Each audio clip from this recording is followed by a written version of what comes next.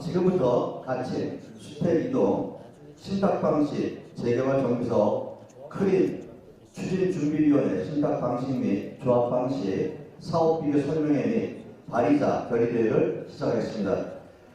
여러분들 반갑습니다. 저는 오늘 사회를 맡은 이인경입니다. 여러분들께 먼저 인사 올리겠습니다. 저의 작은 역량으로 여러분들 사업에 조금이라도 보탬이 된다면 더 없는 영광으로 생각하면서 사회를 시작하도록 하겠습니다. 먼저 오늘은 주말임에도 불구하고 주택이동, 주택재개발 정비사업을 위하여 많은 관심과 성원 속에 주택이동, 신탁방식 재개발 정비사업, 크린, 추진준비위원회 신탁방식 및 조합방식, 사업비교 설명회 및 발의자 결의대회에 참석해 주신 토지 등 소유자 여러분들께 진심으로 감사를 드립니다. 오늘 회의의 의장은 가칭 주택이동, 신탁방식, 재개발 정비사업 크린 추진준비위원장이신 이병철 위원장께서 진행하도록 하겠습니다. 그러면 우리 위원장님을 단상으로 모시겠습니다. 여러분들 커다란 박수 부탁드리겠습니다.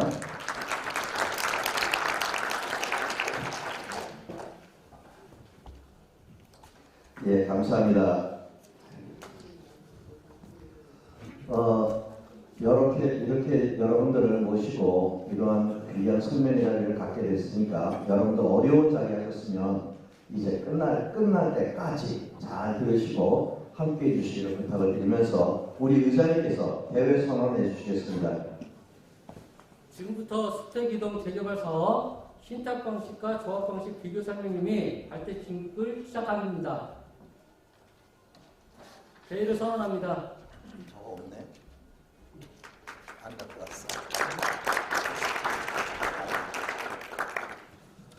다음은 국민들의 순서입니다만 시간과 장소 관계상 생략을 하도록 하겠습니다.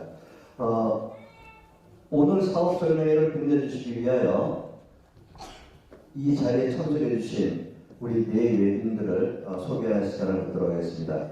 많은 분들이 참석을 하기로 약속을 했지만 오늘 갑자기 연락들이 오셔서 몇 분 안 됩니다. 오늘 우선 먼저 경기도 의원, 우리 구리시 쪽에서 당선되신 우리 이윤주 도의원님을 여러분들께 소개해 올리겠습니다. 반갑습니다. 네. 다음은 국민의힘 중앙교통분과위원장이신 우리 김구영 위원장님 여러분께 소개해 올리겠습니다.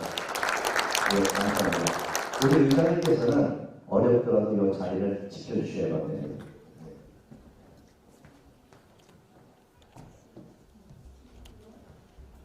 다음은 우리 의장님의 인사 한 말씀이 있겠습니다. 먼저 오늘 이 자리에 참석해 주신 내림 및 토지 등 소유자 여러분께 진심으로 감사드립니다. 오늘 이 자리는 많은 주민들로부터 재개발 사업을 신탁방식으로 개발하는데 과연 신탁방식이 무엇이고 우리 주민들에게 어떠한 이득이 될 수 있는지에 대하여 알아보고자 이 자리를 마련한 것입니다.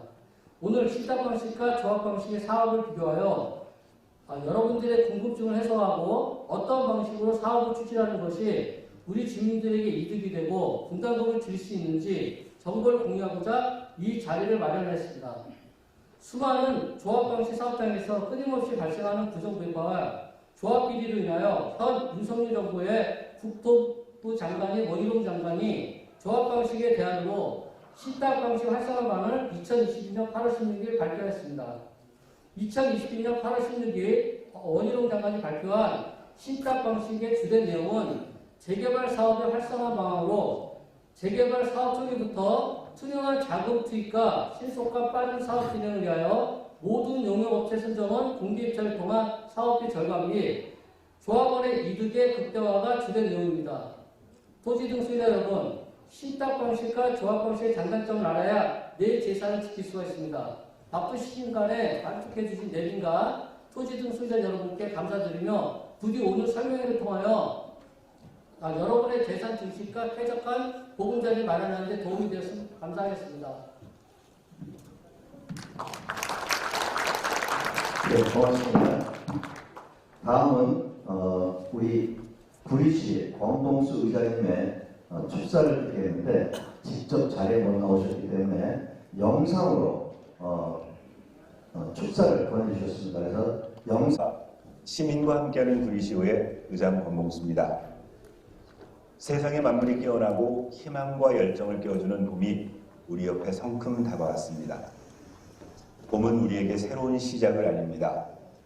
긴 겨울 속 굳어있는 육체와 정신이 다시 회복되고 얼어붙은 마음도 서서히 녹아 활기찬 현재와 희망찬 미래를 준비하고 시작하게 합니다. 그래서 봄은 우리 모두에게 시작과 출발의 계기를 마련해 주는 것 같습니다. 수택이동에도 이제 봄이 오고 있습니다. 구리시에서 가장 노후되고 낙후되어 있던 수택2동을 재개발하는 것인데 오늘은 재개발 방식에 대한 사업 설명회와 발기인대회가 있는 날로 수택2동의 새로운 시작과 출발을 알리는 뜻깊은 날인 것 같습니다. 이 뜻깊은 행사를 개최하게 된 것을 진심으로 축하드리고 오늘 행사를 준비하신 모든 관계자 여러분에게 수고하셨다는 감사의 말씀을 드립니다. 수택이동 주민 여러분, 그리고 오늘 행사에 참여하신 뇌빈 여러분, 수택이동 재개발은 주민의 영혼을 담고 있는 사업으로 하루빨리 조속히 이루어져야 하지만 아직은 갈 길이 멉니다.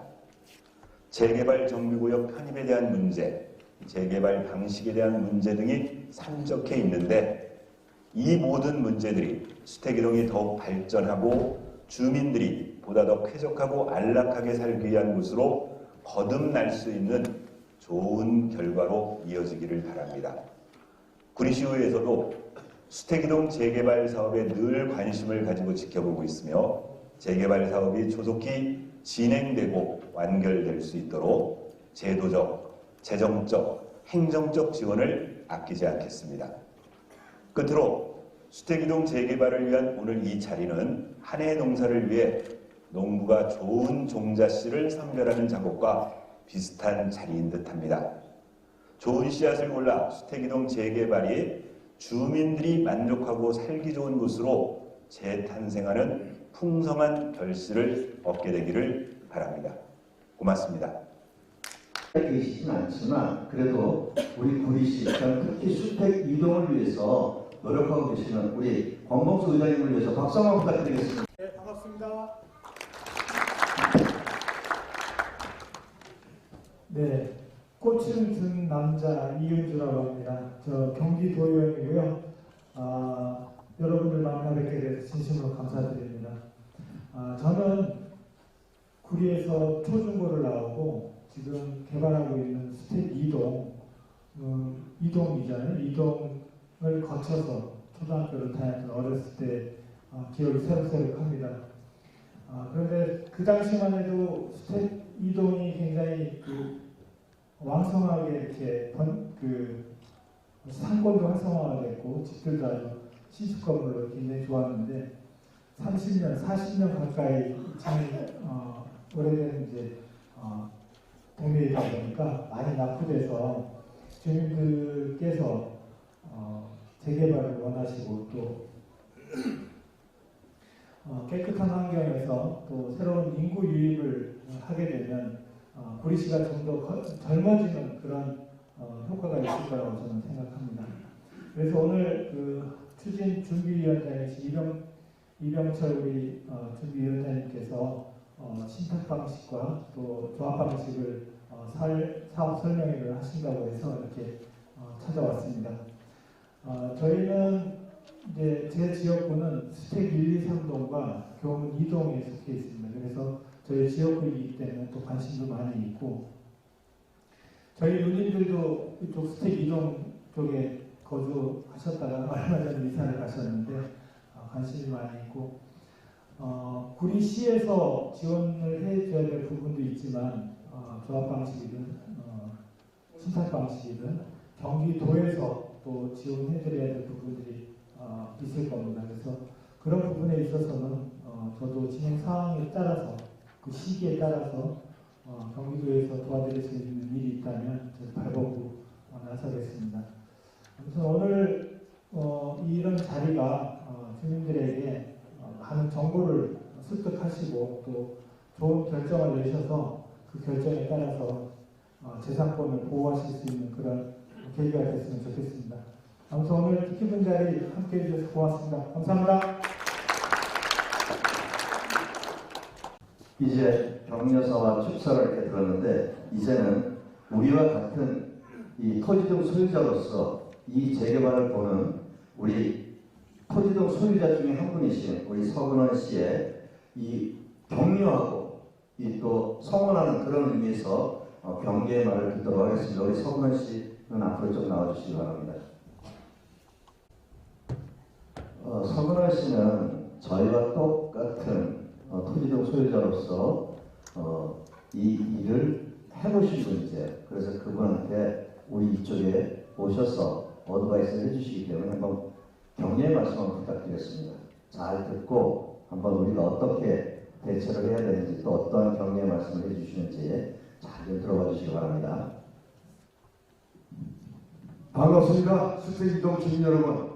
전 447번째 거주하고 있습니다. 반갑습니다. 제가 서울 중랑구에서 약 한 10년 동안 재건축에 몸담았다가 런던머리가 나서 다 때려치고 구리시로 넘어온 지가 약 6년 정도 됐습니다. 초가시도 원래 구리시고요. 저도 어려서 구리시에서 많이 살았습니다. 중랑구에서는 한 250년 대대소서 살고 있고요. 그런데 재건축을 처음에 2002년도에 그러니까 약 20년이 넘었죠.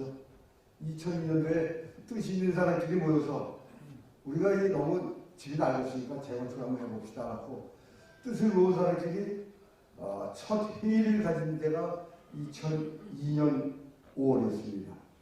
그래서 그 다음에 2003년 정식적으로 제일 첫 번째 총회를 가졌고 총회를 갖고서 약 한 6년, 7년 후에 조합 설립을 가시했습니다. 물론 그 안에 많은 의혹들이 있었죠. 뭐 여다 야다 해가지고 서로가 물어뜯고 헛뜯고 하다 보니까 한 6, 7년 세월이 그냥 가버리더라고요. 그리고 또 담당 정보과 형사가 늘 와서 승부를 해요. 누가 혹시 무슨 나쁜 짓을 하지 않나 하고 늘 따라다니고 뭐 집에서는 참 많이 말리를 했죠. 소녀딸도 물어보면 코가 나는데 사고 치지 말라고. 근데 이 총회를 하다 보면요. 총회를 몇 번 가졌는데 꼭 그 진상이 나와요. 꼭 진상이 나와서 대도 않는 질문을 해대고 회의를 망가뜨리려고 작정을 한 거죠.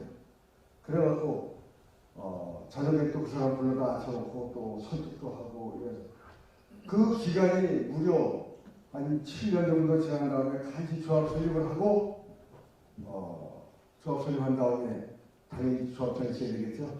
그 조합장을 또 선출해서 앉혀놓으니까 이 조합장이 정보 공개, 미공개를 위해서 또 소송을 당해갖고 업무가 또 한 3년 동안 만료가 됐어요. 3년 있다가 결국은 북부지청으로부터 100만 원이라는 과태료를 받고 조합장에서 물러나게 생겼는데 고법에 항소해서 가만히 있었으면 중간에 날 텐데 고법까지 가가지고 거기서 200만 원 두드려 맞고 스스로 자진 사퇴하는 결과를 처했고 다시 또 조합장 선고해서 또 총회 가져야 되잖아요. 총회 한 번 열는데 3, 4천 이상 비용이 들어갔습니다. 그 당시에. 이 돈이 다 주민들 돈이거든요. 그렇게 해서 지금 약 한 18년 동안 진짜 못하겠더라고요. 진절문이 어느 거에 나가지고 조합 방식 하는 게 이런 거구나 하는 걸 너무나 많이 배우고 깨달았습니다. 제가. 그래서 18년, 17년 6개월 막 지나면서 이대로는 안 되겠다 싶어갖고 다시 회의를 가져갖고 어떤 식으로 했느냐. 공동사업하고 공공개발하는 방식으로 연구를 해보자 해갖고 LH하고 공동시행을 나선 지가 만 18년 만에 LH하고 공동시행해서 지금 LH에서 손을 댄 지가 벌써 이제 횟수 3년치가 들어가니까 그동안 조합 일을 하면서 밀렸던 임금도 LH에서 다 쏴주고 이제 조합이 제대로 이제 돌아가는 것 같는데 아직도 관리처분을 못하고 있어요. 21년 차인데. 그래서 여러분들이 오늘 저는 여러분들한테 말씀드리고자 하는 것이 뭐냐면 뭐 이쪽이다 저쪽이다 저는 뭐 그렇게 권고하려고 나온 게 아니라요. 여러분들이 생각을 잘 하셔야 된다고 그러죠. 제가 겪어온 경험담을 말씀드리는 거는 여러분들한테 조금 더 들이대고자 해서 여러분한테 말씀드리는 거니까 여러분께서 진짜 심도스럽게 잘 생각하셔갖고 과연 조합 방식을 가야 오느냐 아니면 신탁 방식을 하는 게 오느냐 여러분 몫입니다. 오늘 생각을 조금 잘못하시면은 뭐라 해야 되나 폴리견 모론이라 그러죠. 영원히 쓸 수 없는 바보 멍청이 됩니다. 오늘 여러분들 생각을 잘 하셔갖고 좋은 결과를 만들어주시기를 간곡히 부탁드리면서 여기서 그만 가능하겠습니다. 고맙습니다.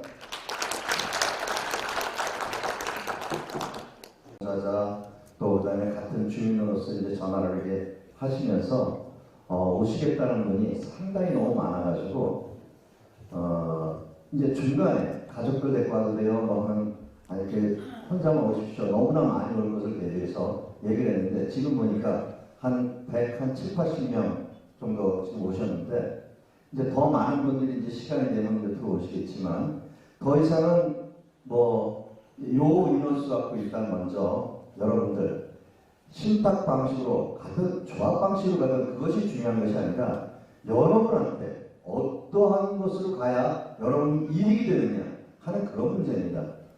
조합원 스스로 그러니까 여러분 토지등 소유자가 조합이 되게 되면 전부 조합원이 될 텐데 한 분 한 분이 전부 다 귀중한 거예요. 본인의 재산을 본인이 선택을 하셔야 되기 때문에 어느 누구나가 다 조합장이 될 수 있고 또한 여러분들이 대표자가 다 될 수 있어요. 그렇지만 오늘 여기에 오신 분들 모시고 발의자 결의계획을 한번 가지려고 합니다. 무슨 얘기냐면 조합 방식이 됐든 신탁 방식이 됐든 여기서 오늘 하시는 분들은 재개발 사업 하는데 전부 동의를 하시는 분이에요. 나한테 이득이 되는 재개발 사업을 하겠다고 여기 오시고 얘기 들으시려고 합니다. 그러나 이 신탁 방식으로 만드는 데는 상당히 어려움이 많습니다. 이 시간이 바로 지나면 바로 여러분들에게 신탁으로 가는 게 과연 왜 좋은가에 대해서 설명을 자세히 드리도록 하겠습니다. 그러기 전에 신탁 방식으로 가려면 누군가 책임자가 있어야 됩니다. 지금 나서서 열심히 지금 신탁 방식으로 가겠다고 노력하고 있는 우리 이병철 위원장님 계시는데 이 자리에서 여러분들이 하고 발의자 결의대를 한번 갖고자 합니다. 그래서 주택 이동의 재개발 사업에는 모두들 찬성할 것으로 사례가 됩니다. 그 결과로는 현재 진행 중인 재개발 사업 구역수정 동의서가 정확하지는 않지만 약 70%가량 동의를 해서 현재 구역수정 심의가 진행 중에 있다는 것이 그것을 증명해 줍니다. 그렇지만 이제 시작인 재개발 구역수정을 받는 것만으로 비용의 과다 지출로 인하여 설왕설래 말이 많고 잡음이 많으며 여러 용역업자들이 이권을 노리고 비용을 지출했다는 말들이 돌고 있는 현 상황을 타개하고 재개발 사업은 시작도 안 했는데 처음부터 여러분들의 피와 같은 아까운 비용이 과다 지출되었다면 어느 누가 이 사업을 추진하려고 하겠습니까? 그래서 이러한 잡음을 잠재우고 처음부터 전문가와 비용을 공식적으로 대납할 수 있는 신탁 방식의 재개발을 하려고 크린추진준비위원회를 발족하여 오늘 이렇게 여러분들을 모시고 정상적인 발의자 결의대회를 가짐으로써 공식적으로 신탁 방식의 크린추진준비위원회를 발족하려고 합니다. 또한 추진위원회가 결성되면 책임자가 있어야 하는데 지금까지 수고해 주신 우리 이병철 위원장께 초대 위원장을 맡기고 임원진 구성은 오늘 참석해 주신 여러분들 중에 위원장께서 선출할 수 있도록 위임해 주시기를 간절히 부탁을 드리겠습니다. 여러분들 어떻게 생각하십니까? 괜찮습니까? 신탁방식 재개발 정비사업 크림추진준비위원회는 결의되어 오늘부터 정상적인 가칭 주택이동 신탁방식 재개발 정비사업 크림추진준비위원회는 결성되었음을 선언을 합니다. 우리 의장님께서 자리해 주시고 결의 선포 부탁을 드리겠습니다.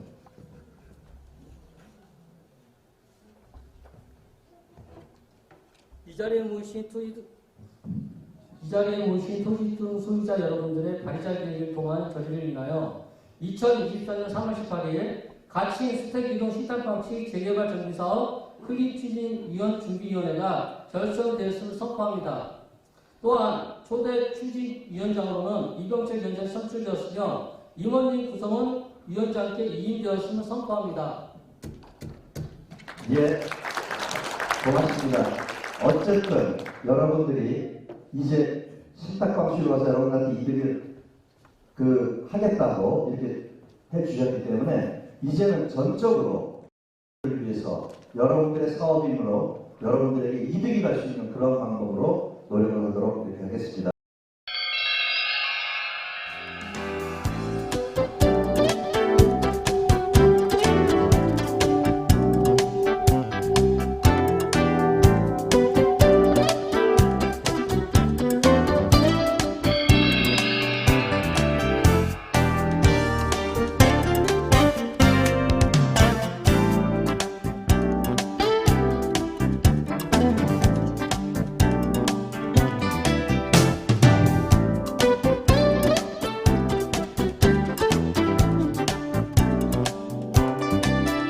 우리 정경찬 우리 팀장님 나오실 때 여러분들 커다란 박수 한번 부탁을 드리도록 하겠습니다. 정경찬 우리 팀장님을 소개해 드리겠습니다.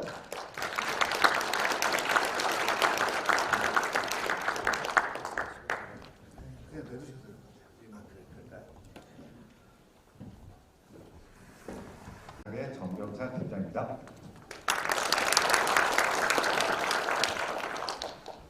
이렇게 많은 분들이 참석해 주셔서 감사드리고요. 제가 설명을 좀 드리도록 하겠습니다. 오늘 설명드릴 내용은 신탁방식 정비사업이 무엇인가, 그 다음에 우리 구역의 현황이 어떤 건가, 그 다음에 정비사업 성공을 위해서 신탁사가 어떤 역할을 하는가.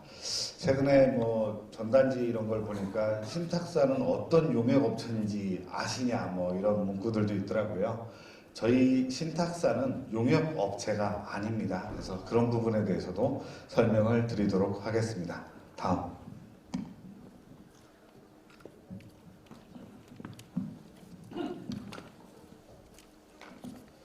신탁방식 정비사업의 개요입니다. 도입 배경하고 신탁방식 정비사업 종류 이렇게 설명을 드리도록 하겠습니다. 다음.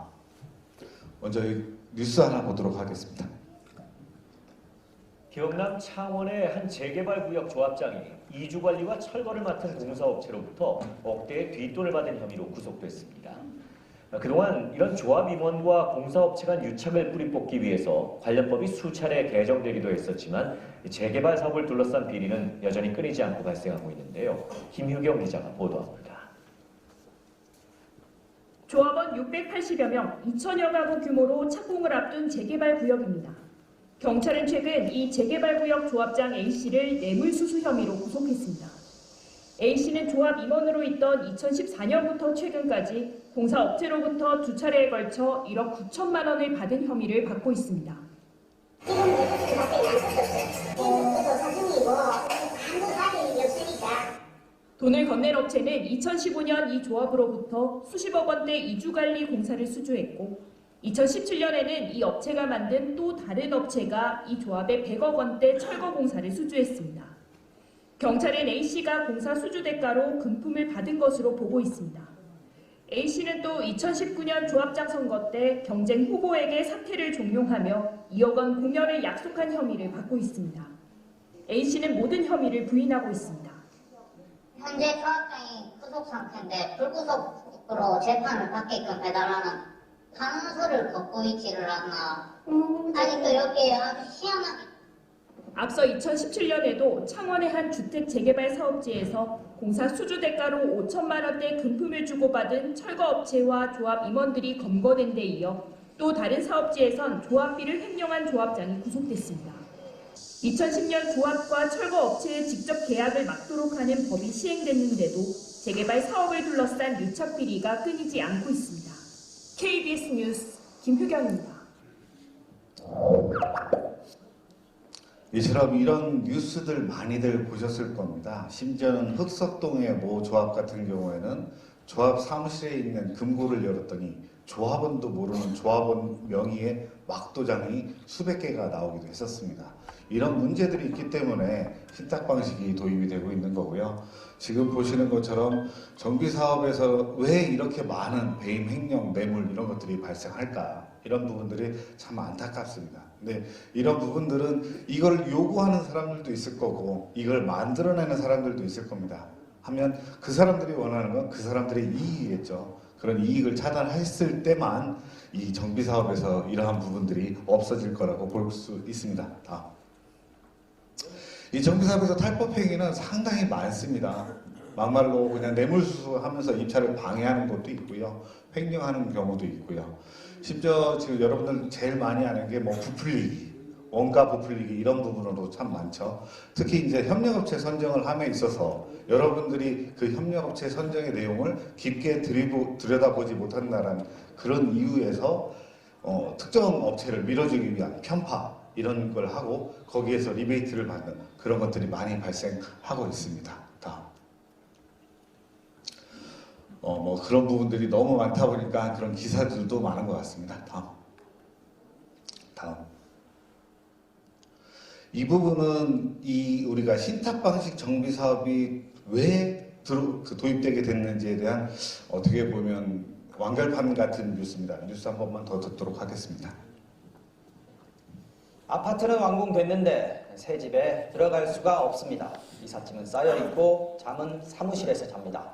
서울의 한 재건축 아파트에서 벌어지고 있는 일인데요. 금리 인상에 원자재값 상승 등으로 공사비가 올라가면서 시공사는 돈을 더 달라 재건축조합은 그럴 수 없다고 맞서면서 시공사가 입주를 막은 겁니다. 박철영 기자입니다. 막 준공이 완료돼 입주 예정일을 맞은 새 아파트입니다. 그런데 아파트 단지 입구를 승용차 2대가 막고 있고 옆에는 사람들이 10명 넘게 몰려 있습니다. 가까이 가보니 승용차 뒤에는 또 다른 승용차들이 있고 사무실용 컨테이너도 보입니다. 다른 쪽 주차장 입구에도 컨테이너가 길을 막고 있습니다. 검은 옷을 입은 남성 서너 명은 들어가지 못하게 관리하고 있습니다. 건설사 관계자분들 좀 안 계십니까? 그렇죠? 모르겠네요. 밖에 모여있는 사람들은 이 재건축 아파트 단지 입주 예정자들입니다. 예정된 날에 입주를 못하다 보니 곤란한 일이 생겼습니다. 기존 학교에서는 전입학 배정원서를 써서 이미 왔는데 지금 전입신고까지는 다 마무리가 됐는데 아직 학교가 진학이 안 되는. 또 다른 입주 예정자, 이삿짐을 자신의 사무실 건물 밖과 안에 쌓아뒀습니다. 살던 집에선 나왔는데 갈 곳이 없으니 졸지에 이산가족이 돼버렸습니다. 가족들은 지금 어디가 계세요? 뿔뿔이 흩어져 있습니다. 지금 한 집은 언니랑 있고 엄마랑 있고 저 아들들은 친구네 집에 가고 저는 여기서 지금 태구점을 하고 있습니다. 아파트 입주는 시공사가 막았습니다. 원자재 가격이 올라 공사비 부담이 크게 올랐다는 입장. 이 중 106억 원을 입주하는 조합원들이 부담해달라고 요구하고 있습니다. 어쨌든 이거는 제가 볼 때는 소송으로 가야 되는 거예요. 전체 299가구 가운데 절반이 넘는 세대는 조합원들이 아닌 일반 분양자들인데 시공자와 조합 사이에서 피해자가 됐습니다. 프로젝트 타고 있는 사람이고요, 솔직히. 선의 피해자인 일반 분양자 주기 위해서도 조합 쪽에서 빨리 좀 결단을 내려야 되는데. 서울 공덕동, 지난해 6월 시작됐어야 할 공사는 8개월 넘게 밀려 있습니다. 방배동의 재건축 아파트 단지도 올 초 한 달가량 공사가 중단됐고 올해 3천여 가구 입주가 예정된 반포동 단지 역시 입주가 미뤄질 전망입니다. 갈등의 원인은 늘어나버린 공사비입니다. 갑자기 물가가 오르면서 이전에 얘기했던 건축비 수준으로는 건설업체들이 공사를 할 수가 없으니까 원래 계약했던 금액대로 그럴 수 있는 업체가 거의 없죠. 현행 제도상 국토부와 지자체가 공사비를 중재할 수는 있지만 강제성이 없어 결국은 시공사와 조합이 풀어야 할 상황입니다. MBC 뉴스 박찬현입니다. 예, 지금 보신 뉴스가 어떻게 보면 정비사업에서 왜 신탁 방식이 필요한가를 다 설명하고 있습니다. 기본적으로 조합이 전문성이 결여되다 보니까 제대로 된 업무가 안 되는 거죠. 막말로 아까 좀 전에 보신 것처럼 조합장님이 소송으로 가야죠, 이런 얘기를 하는데, 소송으로 가기 전에 들어갈 수 있도록 해결을 했어야죠. 그런 문제가 발생하지 않도록 했어야 되는데 그런 부분들이 전문성이 부족한 거고, 그럼 시공사들한테 왜 끌려갈 수밖에 없느냐? 결론적으로는 자금이 없기 때문에 시공사의 돈을 빌려 쓰기 때문에 그러한 대항력이 없는 거고요. 마지막 부분에 나왔듯이 관에서 국토부가 뭘 할 수 있느냐, 실질적인 역할은 없습니다. 권고하는 정도, 이런 부분들 때문에 조합 방식이 문제가 되고 있었다, 이렇게 이해를 하시면 될 것 같습니다. 다음. 그래서 조합 방식의 문제를 풀기 위해서는 시스템, 뭔가 관리할 수 있는 시스템도 있어야 되고 투명성도 있어야 되고 여러분들하고 소통하는 그런 방식도 필요하고 전문성도 필요하다고 보는 겁니다. 다음. 자, 저희 신탁사는 금융투자업에 관한 법률에 의해서 관리되는 금융기관입니다. 저희는 임의로 설립할 수 있는 회사가 아니고 우리나라는 14개밖에 없는 그런 겁니다. 그래서 아까 전단지 얘기 잠깐 했었는데, 전단지에서 이제 저희를 용역업체라고 표현을 했는데, 저희는 용역업체가 아니라 여러분하고 만약에 사업을 같이 하게 되면 지정개발자라는 표현을 합니다. 그래서 지정개발자로 여러분들이 동의와 요건을 갖춰서 구리시에서 승인을 해주고 고시를 해야만 일을 할 수 있는 동반자가 되는 겁니다. 그래서 저희가 용역업체랑 다른 부분이 이러한 부분입니다. 정비업체나 CPM사나 이런 회사랑 뭐가 다르냐? 저희는 선관주의 의무에 의해서 업무를 봅니다.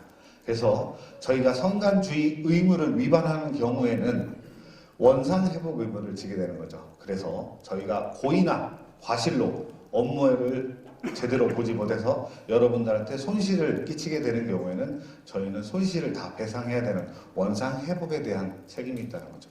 이렇기 때문에 안전하게 진행할 수 있다, 이런 말씀을 드리겠습니다. 다음. 그래서 신탁방식 정비사업이라고 다르지 않습니다. 여러분들이 토지등 소유자가 조합을 만들던 토지등 소유자가 되던 여러분들이 사업주도권을 가지고 여러분들이 의사결정을 하고 여러분들에게 개발이익이 기속이 됩니다. 다만 저희 한국토지신탁은 전문성과 투명성을 바탕으로 자금을 조달해서 여러분을 백업하는 그런 역할을 하게 됩니다. 쉽게 얘기하면 여러분들 내비게이션이라고 아시죠? 내비게이션의 역할을 저희가 하게 되는 겁니다. 저희는 정비사업의 길을 안내하는 겁니다. 저희가 핸들을 잡는 게 아니라 길을 안내해주고 그 길의 선택은 여러분들이 하시는 겁니다. 다만 지도를 보고 검색하는 것도 아니고 모르는 걸 암기해서 가는 것도 아니고 저희는 전문성을 바탕으로 내비게이션의 역할을 충실히 한다, 이런 말씀을 드리겠습니다. 다음. 그래서 이 신탁방식 정비사업에는 시행자 방식이 있고 대행자 방식이 있습니다. 두 개가 차이 나는 것은, 대행자 방식은 조합을 만들어 놓고 조합을 보좌하는 역할을 하는 거고요. 시행자 방식은 조합이 없이 저희가 인허가를 바로 진행하는 그런 방식이 되겠습니다. 그래서 인허가의 주체가 신탁사냐 조합이냐에 따라서 시행자 방식과 대행자 방식이 있습니다. 그래서 그럼에도 불구하고 두 사업 방식 모두 다 주민대표 기구를 두고 있습니다. 그래서 시행자 방식에서는 정비사업위원회, 대행자 방식에서는 조합을 두게 되어 있고요. 모든 의사결정은 조합원님들이 하신다, 이런 거고요. 사업비의 차주는 시행자 방식에서는 저희가 직접 차주가 돼서 돈을 빌려오는 거고요. 대행자 방식에서는 조합이 빌려옵니다. 다만 그 전에 조합 방식에서는 시공사가 이 사업비의 보증을 써서 가지고 왔었는데 저희 방식에서는 시공사의 보증이 필요가 없습니다. 저희가 책임지고 조달하기 때문에 시공사는 단순 도급으로만 진행한다, 이렇게 이해를 하시면 되겠습니다.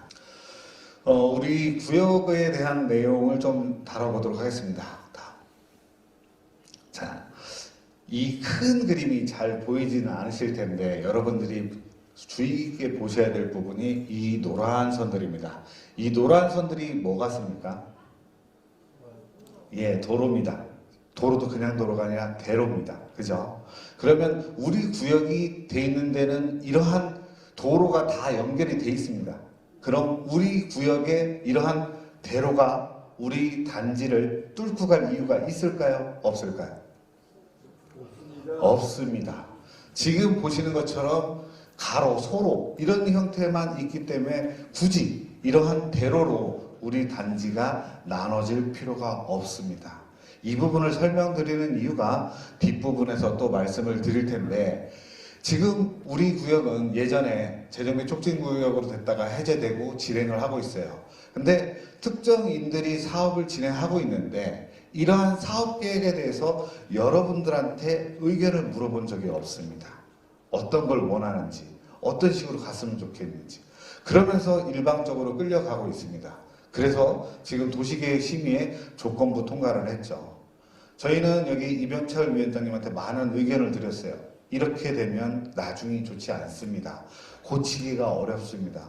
그렇게 해서 도시계획위원회에서도 심도 있게 검토가 됐음에도 불구하고 또 이해를 잘 못하신 조합원님들이 빠른 사업을 주장하시면서 지금 도시계획위원회가 조건부로 통과된 걸로 알고 있습니다. 다음. 우리 구역을 뿐만 아니라 지금 이 구리시 뉴타운 같은 경우에 전체가 구역이 해제됐고 여기 남은 두 군데만 지금 구역이 남아 있었죠. 이러한 부분들이 비일비재했었습니다. 이러다 보니까 기존에 있던 그러한 조합 방식보다는 안전하게 할 수 있는 시행자 방식, 신탁 방식이 도래하고 있는 겁니다. 다음. 우리 구역의 이슈를 한번 정리를 해봤는데요. 지금 보면 정비계획 안을 보면 뒤에서 다시 한번 설명을 드리겠지만 나눠져 있습니다. 나눠져 있고 대규모 사업장에 맞는 특성이 없습니다. 그러한 부분들을 말씀드릴 거고요. 지금 진행하고 있는 현재 조합 방식을 추진하고 있으신 분들이 과연 제대로 된 소통을 하고 있는가. 뭐 이런 얘기도 많더라고요. 구역 경계 변경을 하고 있는데 어떤 아파트는 넣어주고 어떤 아파트는 빼고 이런 부분에 대한 논란도 많습니다. 근데 그 부분에 대해서 공청회라든지 여러분들의 의견이 반영되지 않고 일방적으로 진행되고 있다는 그런 문제들이 있습니다. 그래서 그런 부분을 어떻게 해결할까를 고민해 보도록 하겠습니다. 다음. 최초 도시계획 심의안입니다. 제가 이걸 보고서 기겁을 했습니다. 기겁을 하면서 뭐라고 했냐면 저는 매주 이런 설명을 하고 있습니다. 저희 신탁사를 찾는 데가 너무 많다 보니까 지금 매주 하고 있는데 워스트 사례로 설명하는 단지가 이 단지입니다. 왜? 구리시뿐만 아니라 경기도 전체를 보더라도 6,000세대면 대규모 단지입니다. 특성이 분명해야 됩니다. 그런데 지금 보시는 것처럼 이러한 도시계획 심의안을 만들었다는 것을 저는 이해를 할 수가 없습니다. 아까 초반에 설명드렸듯이 왜 6,000세대 단지를 이런 큰 도로로 나눠야 되는가? 그럼 이게 6,000세대로 보이십니까? 6,000세대로 보이십니까? 아닙니다. 1,000세대짜리 이렇게 나눠져 있는 그저 그런 단지로밖에 보이지가 않습니다. 그리고 지금 이거에 대해서 도시계획위원회에서 조건부로 의결되는 걸로 예상되고 있는 안은 지금 보시는 이러한 안입니다. 그래서 오히려 더 안 좋았어요. 저는 제가 볼 때는 더 개악이라고 보고 있습니다. 차라리 이걸로 안전망이 될 수 있는데 공원을 모으면서 여기가 더 불편해지는 그런 상황들이 벌어지고 있다는 거죠. 그래서 지금이라도 더 검토를 해서 우리 조합원 여러분들이 고민을 하고 의견을 모아서 좋은 단지가 될 수 있는 기초를 마련해야 된다. 이런 말씀을 드리는 겁니다. 그러면 저희 정비사업 성공을 위해서 신탁사가 어떤 역할을 할지를 보여드리도록 하겠습니다. 정비사업의 성공을 위해서는 기본적으로 정비계획 수립이 중요합니다. 왜 중요하냐? 시작이기 때문에 그렇습니다. 이 시작이 잘못되면 진행을 쭉 하다가 다시 돌아옵니다. 과거의 정비계획은 엉망진창입니다. 왜 그러냐? 여기 이 정비계획을 수립할 단계에 이 도시계획 업체를 선정하는 사람들조차도 여러분한테 인가받은 그런 사람들이 아닙니다. 임의의 누군가가 업체를 수립하고 임의의 누군가가 정비 계획을 수립합니다. 그러면 과연 그 정비 계획이 올바르고 최상이겠습니까? 그렇지 않다는 겁니다. 빨리 받아서 본인들의 수수료, 본인들의 용역비를 받아가기 위한 그런 설계밖에 되지 않는 거죠. 그러면 소통이 필요한데 그런 소통 창구의 역할을 정말 할 수 있느냐? 없다라는 거죠. 그래서 소통이 필요한 거고, 이러한 것들을 하기 위해서는 중재자가 필요합니다. 여러분들의 말, 누구는 맞고 누구는 틀리다 이런 말을 할 테니까 그런 중재자의 역할이 필요하고, 결국은 여러분의 사업이기 때문에 사업 주도권도 확보를 해야 됩니다. 그래서 이러한 것들이 갖춰졌을 때 정비사업이 성공할 수 있다, 이런 말씀을 드리겠습니다. 다음. 그럼 정비계획 수립이 얼마나 중요한지를 보여드리겠습니다. 다음. 초기부터 우리가 전문가의 잠을 받았으면 아까 보신 것 같은 입안을 하지 않았을 겁니다. 훨씬 나은 상품들이 만들어졌을 겁니다. 서울에 가면 만세대에 육박하고 있는 헬리오시티를 보셔도 헬리오시티도 이렇게 찢어놓지 않았습니다. 가운데 대규모 공원 같은 그런 공간들을 가지고 있습니다. 왜 우리는 6,000세대나 되면서 그런 공간들을 못 만들었을까요? 그러한 부분들이 지금 우리가 판단해야 될 부분 아닌가 싶습니다. 다음. 그래서 만약에 저희가 이제 대행자나 시행자로 참여하게 되면 저희 도시계획, 설계, 교통 이러한 부분들을 다 망라해서 의견을 드리는 겁니다. 교통 부분이 왜 중요하냐? 아까 제가 초기에 보여드렸습니다. 우리가 대로가 필요하냐? 대로가 필요하지 않은데 왜 도시계획도로로 나눠놓느냐, 이런 부분들을 따져야 되고 주장을 하려면 이런 백업 데이터들이 필요한 겁니다. 근데 이러한 것들 없이 그냥 심의위원이 얘기하는 대로, 구리시 가서 얘기하는 대로 다 들어줄 거면 조합원의 말은 누가 들어줄 겁니까? 그런 것들이 문제가 되는 거죠.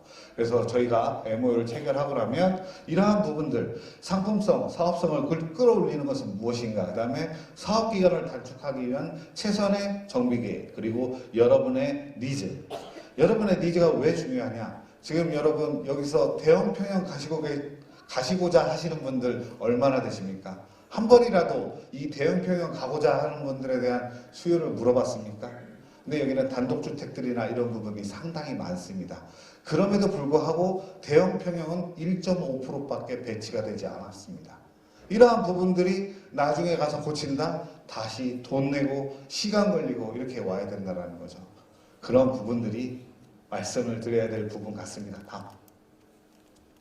그래서 조합 방식 같은 경우는 이렇게 엉터리 정비계획을 수립하고 추진위를 설립하고 조합을 설립합니다. 그리고 시공사를 선정하는데, 시공사를 선정하고 나면 시공사는 이제 다른 대안을 제시하기 시작합니다. 그럼 그 대안에 따라서 다시 한번 정비계획을 변경합니다. 그리고 정비계획을 변경하고 인허가를 진행하다가도 다시 또 바꾸고 다시 또 바꾸고를 반복하는 경우가 비일비재합니다. 그러다 보니 공사비는 턱없이 올라가고요, 사업비도 많이 들어가는 그런 상황이 벌어지는 겁니다. 만약에 저희라면 단 한 번의 정비계획 수립으로 원스톱으로 갈 수 있다고 저는 생각을 합니다. 한 번에 바꾸지 않아도 될 그런 설계를 바탕으로 정비계획을 수립하고 나면 그걸로 시공사를 뽑고 한 번에 건축 심의를 통하면 그러한 부분들이 사라지기 때문입니다. 다음. 그래서 정비계획 수립의 이 절차는 그렇습니다. 정비계획 위반, 아까 보신 것처럼 정비계획 위반을 했고요. 협의하는 과정에서 주민공람도 하긴 하지만 이렇다고 해서 바꿔주지는 않습니다. 본인들이 끌고 가는 거고요. 구의의 의견 충치하고 공개가 심의하지만 조건부로 해서 또 지금 진행이 되고 있고, 만약에 부결되면은 다시 여기서부터 시작을 해야 됩니다. 근데 저희가 주장하는 거는 다시 돌더라도 제대로 된 정비계획이 필요하다, 이런 말씀을 드리는 거고요. 다음. 우리 구역처럼, 구리시처럼 군포시도 마찬가지로 군포 역세권 뉴타운이 이렇게 있었는데 전부 다 해제됐습니다. 그때도 비대위라는 분들이 있었죠. 이런 이유로 비대위가 만들어지고 그 비대위가 반대를 해서 다 해제를 했습니다. 이렇게 해제했는데 지금 어떻게 진행되고 있을까? 군포에 대해서 보여드리겠습니다. 다음. 지금 현재 16구역이 진행이 되고 있는데 이 16구역이 전부 다 신탁 방식으로 진행을 하고 있습니다. 이게 말하는 바가 뭐겠습니까? 이미 한번 뒤어봤기 때문에 그런 전차를 다시 한번 가지 않겠다고 이렇게 많은 현장에서 신탁 방식으로 진행을 하고 있고요. 저희도 이 현장 중에 제일 큰 현장 중에 하나인 이 현장 금정 역세권에 대해서 저희가 시행자 고시를 받고 시공사 선정을 준비를 하고 있습니다. 다음. 이 현장에 저희가 MOU를 맺고 들어갔을 때 도시계획 업체가 이러한 정비계획을 수립을 했습니다. 그래서 저희가 MOU를 바탕으로 해서 뭐 하는 짓이냐, 이거는 옛날 구형평면이고 구형 설계지 않느냐 그랬더니 협력업체가 뭐라고 얘기하냐면 어차피 시공사 뽑으면 다 바꿀 건데 왜 그러시냐, 무슨 소리냐, 시공사도 우리의 틀 안에서 뽑을 거다, 이러한 틀을 가지고 뽑을 거지 이렇게 가면 다 바꿔야 되지 않냐. 왜 그러냐면요, 정비계획이라는 게 경미한 변경이 있고 중대한 변경이 있습니다. 경미한 변경은 짧은 기간에 되지만 중대한 변경은 2년이 걸릴 수도 있고 3년이 걸릴 수도 있고 4년이 걸릴 수도 있습니다. 서울에 반포 1, 2, 4지구라고 제일 큰 단지 있습니다. 그 17년도 9월에 시공사를 뽑았는데요. 작년에 이제서야 정비계획 변경을 완료했습니다. 작년 21년, 22년 이때 정비계획 변경을 했다는 거예요. 정비계획 변경만 4년이 걸렸다는 거예요. 그런 것들을 만들지 않기 위해서 저희는 최초부터 포베이를 최대한 확보하고 평형을 배치를 대형 평형들도 충분히 반영해서 이러한 부분들을 했어요. 근데 이렇게 저희가 대형 평형을 배치를 했는데도 불구하고 조합원님들은 뭐라고 하시냐, 대형 평형이 부족하다. 최소한 34평 대형 평형들이 필요한데 그게 더 부족하다고 말씀을 하세요. 그래서 그런 부분들은 경미한 변경에서 할 수 있다, 이런 내용으로 진행을 하고 있습니다. 다음. 지금 우리 단지를 보시면 이렇게 지금 하나, 둘, 세 개, 네 개의 공동주택 단지로 나와 있고 공원은 한쪽으로 몰려서 갈 것 같고요. 이렇게 돼 있습니다. 과연 이게 최선일까 하는 생각이 듭니다. 여러분은 이러한 지금 정비계획이 마음에 드십니까? 여기에 대해서 고민을 많이 해보셔야 합니다. 다음. 이 1000세대짜리, 1500세대짜리 4개 단지와 단일 6000세대라고 하면 어떠한 차이가 있는지를 명확하게 이해를 하셔야 됩니다. 다음. 기본적으로는요, 요즘에 아파트의, 명품 아파트의 기준은 커뮤니티입니다. 헬스클럽이라든지 수영장이라든지 사우나라든지 이런 부분인데, 이런 단일 규모에서는 집중화하고 분산 배치가 다 가능합니다. 근데 지금처럼 4개 단지가 되면은 이러한 커뮤니티를 어디다 놓겠습니까? 어디다 놔야 될까요? 결국은 집중 배치를 할 수가 없습니다. 이 4개 단지를 다 배려해야 되기 때문에. 그러면 조그맣게 4개를 다 신경을 써야 되는 거죠. 그러면 그 단지의 커뮤니티가 특화될 수가 있겠습니까? 특화될 수가 없는 겁니다. 그 다음에 지하 주차장, 여기가 도시계획도로로 나눠지게 되면 지하 주차장 간 통행을 할 수가 없습니다. 도로 밑으로는 지하 주차장을 만들 수 없기 때문입니다. 이러한 부분들죠. 그래서 이 비교를 했을 때 랜드마크가 될 수 있는 기회가 상실됩니다. 그 다음에 저희 그런 생각을 해봤어요. 지금 밖에서도 많이 들리고 있는 얘기인데 왜 굳이 이렇게 구역을 4개를 찢어놨을까? 왜 찢어놨을까? 지금 우리 윗구역에 지금 이제 공사를 해야 되는 현장 한 군데 있죠. 수택 2구역이라고 아십니까? 거기도 3개사 컨소시엄이죠. 그리고 공사를 하기도 딱 좋게 나눠져 있습니다. 마찬가지로 여기도 지금 뭐 4개사 컨소시엄이라는 얘기가 공공연하게 들리고 있어요. 그러면 공사하기 좋지 않습니까? 큰 놈이 더 큰 거 가져가고 조그마한 회사는 좀 조그마한 거 가져가게끔, 이게 공구분할 방식이라고 하는데요. 이렇게 나눠져 있는 것 같아요. 그래서 참 이런 부분이 안타깝다라고 판단이 되고요. 다음. 그래서 좀 전에 설명드린 것처럼 주택 2구역도 이런 식으로 돼 있어요. 결국은 큰 회사가 큰 거 공사하고 나머지 공사하고 뭐 이런 구도로 가지 않겠습니까? 근데 이런 단지에서 어떤 이름으로 나올지는 모르겠지만 한 회사의 이름을 할 수도 있겠지만 좋겠습니까? 저희가 만약에 한다고 하면 여러분들한테 해드리고 싶은 말은 단일 시공사를 어떻게든 유치해야 된다. 이런 시공사 컨소시엄이 아니라 단일 시공사를 유치해야 된다. 그래야 가치가 있고 하자 관리도 잘 되고 나중에 환경성도 좋아진다. 이런 말씀을 드리는 겁니다. 다음. 저희가 이걸 보면서 의견을 했던 거는 최소한도 이렇게 나누는 게 아니라 필요하다고 하면 하나 정도는 나눌 수 있겠다라고 판단을 했어요. 안 나누는 게 베스트입니다. 안 나누고 그럼 할 수 있냐? 그런 부분 할 수 있습니다. 저희도 사례가 있습니다. 그런 사례는 좀 이따 보여드리고, 그러면 이런 부분이 다냐? 그 다음에 지금 왜 안 좋냐고 말씀을 드리냐면, 지금 우리가 사업을 하면서 용적률을 받고 하는데 그 인센티브를 받기 위한 내용으로 이 도로라는 기반시설로 기부 체납을 다 하는 겁니다. 그러면 이 도로가 여러분들한테 무슨 도움을 줍니까? 이 도로가 여러분들한테 도움을 줍니까? 하나도 도와주는 게 없잖아요. 그럼 뭐가 있으면 좋겠어요? 6,000세대 대단지인데 여기에다 학교 하나 딱 넣으면 뭐가 됩니까? 학품화가 되는 거예요. 학품화. 학품화가 되면은 명문 학교로 다시 거듭나는 겁니다. 주변에 여기도 학원가가 잘 형성돼 있고 그렇지 않습니까? 학교 하나만 옆에다 둬도 그 아파트의 가치가 더 올라갑니다. 근데 왜 학교를 포기하고 이런 불필요하게 단지를 찢어놓는 도로로 이렇게 만들었냐 이거죠. 이러한 부분들 다음. 그리고 저희가 도시계획을 자문을 드린다고 하면 이런 것들을 만들지 않습니다. 이거요. 상당한 민원입니다. 이 민원을 어떻게 해결하려고 이렇게 만들어 놓습니까? 그러면서 여기는 또 편입이 돼 있어요. 왜 편입이 돼 있는 거죠? 이런 편입을 누가 결정했습니까? 이렇게 배제하는 거를 누가 결정했습니까? 이러한 문제들이 지금 조합 방식으로 가고자 하는 그분들의 문제라고 보시면 될 것 같습니다. 얼마나 민원이 많겠어요? 공사하기 얼마나 힘들겠습니까?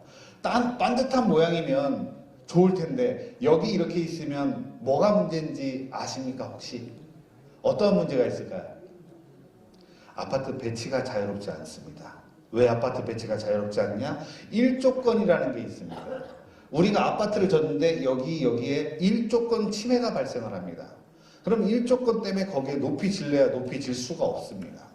이러한 문제들이 있는데 굳이 왜 이렇게 만들었을까? 그런 리스크도 없는 여기는 포함을 해놓고 이러한 부분들을 여러분들이 간과하시면 안 되는 부분입니다. 다음. 아까도 말씀드렸지만 저는 그렇습니다. 저희가 처음에 이 현장을 접하고서도 이런 대단지인데 학교가 다 떨어져 있습니다. 그리고 생각을 해보니 이 학교가 맞나 봤더니 이 부양초도 봤더니 학급수가 한 학년에 4개 반 정도 많지 않습니다. 왜냐하면 지금 단장은 여기가 선호도가 높지 않기 때문에 그렇습니다. 신길동에 신길 뉴타운이 있습니다. 신길 뉴타운이 있는 구역에 초등학교가 하나 있었는데 이러한 재개발 구역일 때는 학급 수도 적었고 학생 수도 적었습니다. 근데 뉴타운이 되고서 그 학교에 무슨 일이 벌어졌냐? 학생이 넘칩니다. 반이 넘쳐서 운동장을 부셔가지고 거기다가 신축 교사를 짓습니다. 왜 그러냐? 선호도가 높아지기 때문에 그렇습니다. 그러면 우리는 왜 그런 기회를 버릴까요? 참 안타깝다고 생각을 하고 있습니다. 그러면서 유치원 하나만 이렇게 크게 짓겠다고 하는데 이게 무슨 의미가 있습니까? 유치원 옆에 있다고 집값 올라갑니까? 아니지 않습니까? 그럼 우리가 이런 기회를 왜 낭비할까 하는 아쉬움이 있습니다. 다음. 그래서 둔촌주공이나 가락시형 같은 이런 매머드 단지들은 이렇게 단지 내 학교들을 품고 있습니다. 이로써 가치를 끌어올리기 때문에 그렇습니다. 지금이라도 우리는 저런 기반시설을 걷어내고 여러분들의 한뜻 한마음을 모아가지고 학교를 놓는 게 어떨까 하는 이런 생각을 해봅니다. 다음. 또한 이 정비계획상의 큰 문제점 중에 하나가 소형 평형입니다. 우리 6,000세대나 되는데 이 40회배 미만 초소형이 5.2%가 되고요. 60회배 미만 24평 미만도 24평 57.5%나 됩니다. 명품 아파트입니까? 이런 중소형 중심의 아파트가 여러분이 바라는 그런 아파트입니까? 누가 이런 결정했습니까? 모르시잖아요. 이제서야 이게 이렇게 소형평형이었어? 근데 이것도 바꾸려면 또 시간이 가야 되죠. 소형평형이 많다는 거는 그만큼 가치가 떨어지는 겁니다. 이 정도 대규모의 저 펜트하우스 하나 구경을 못했습니다. 제가 하고 있는 서울의 현장 274세대입니다. 펜트하우스 2개 넣어놨습니다. 서로 가져가려고 지금 안달입니다. 6,000세대의 펜트하우스가 몇 개나 필요할까요? 그런 펜트하우스 있으면 이 아파트의 가치가 어떻게 되겠습니까? 올라가겠죠. 근데 왜 이런 아파트를 만들었을까요? 그리고 8호 34평을 초과하는 것은 불과 99채, 1.5%. 단독주택 조합원이 몇 분이신데 단독주택 조합원님들이 가져가려고 하실 텐데 요만큼밖에 짓지 않았다는 말입니까? 이런 설계로 나중에 여러분들 관리처분 할 수 있을까요?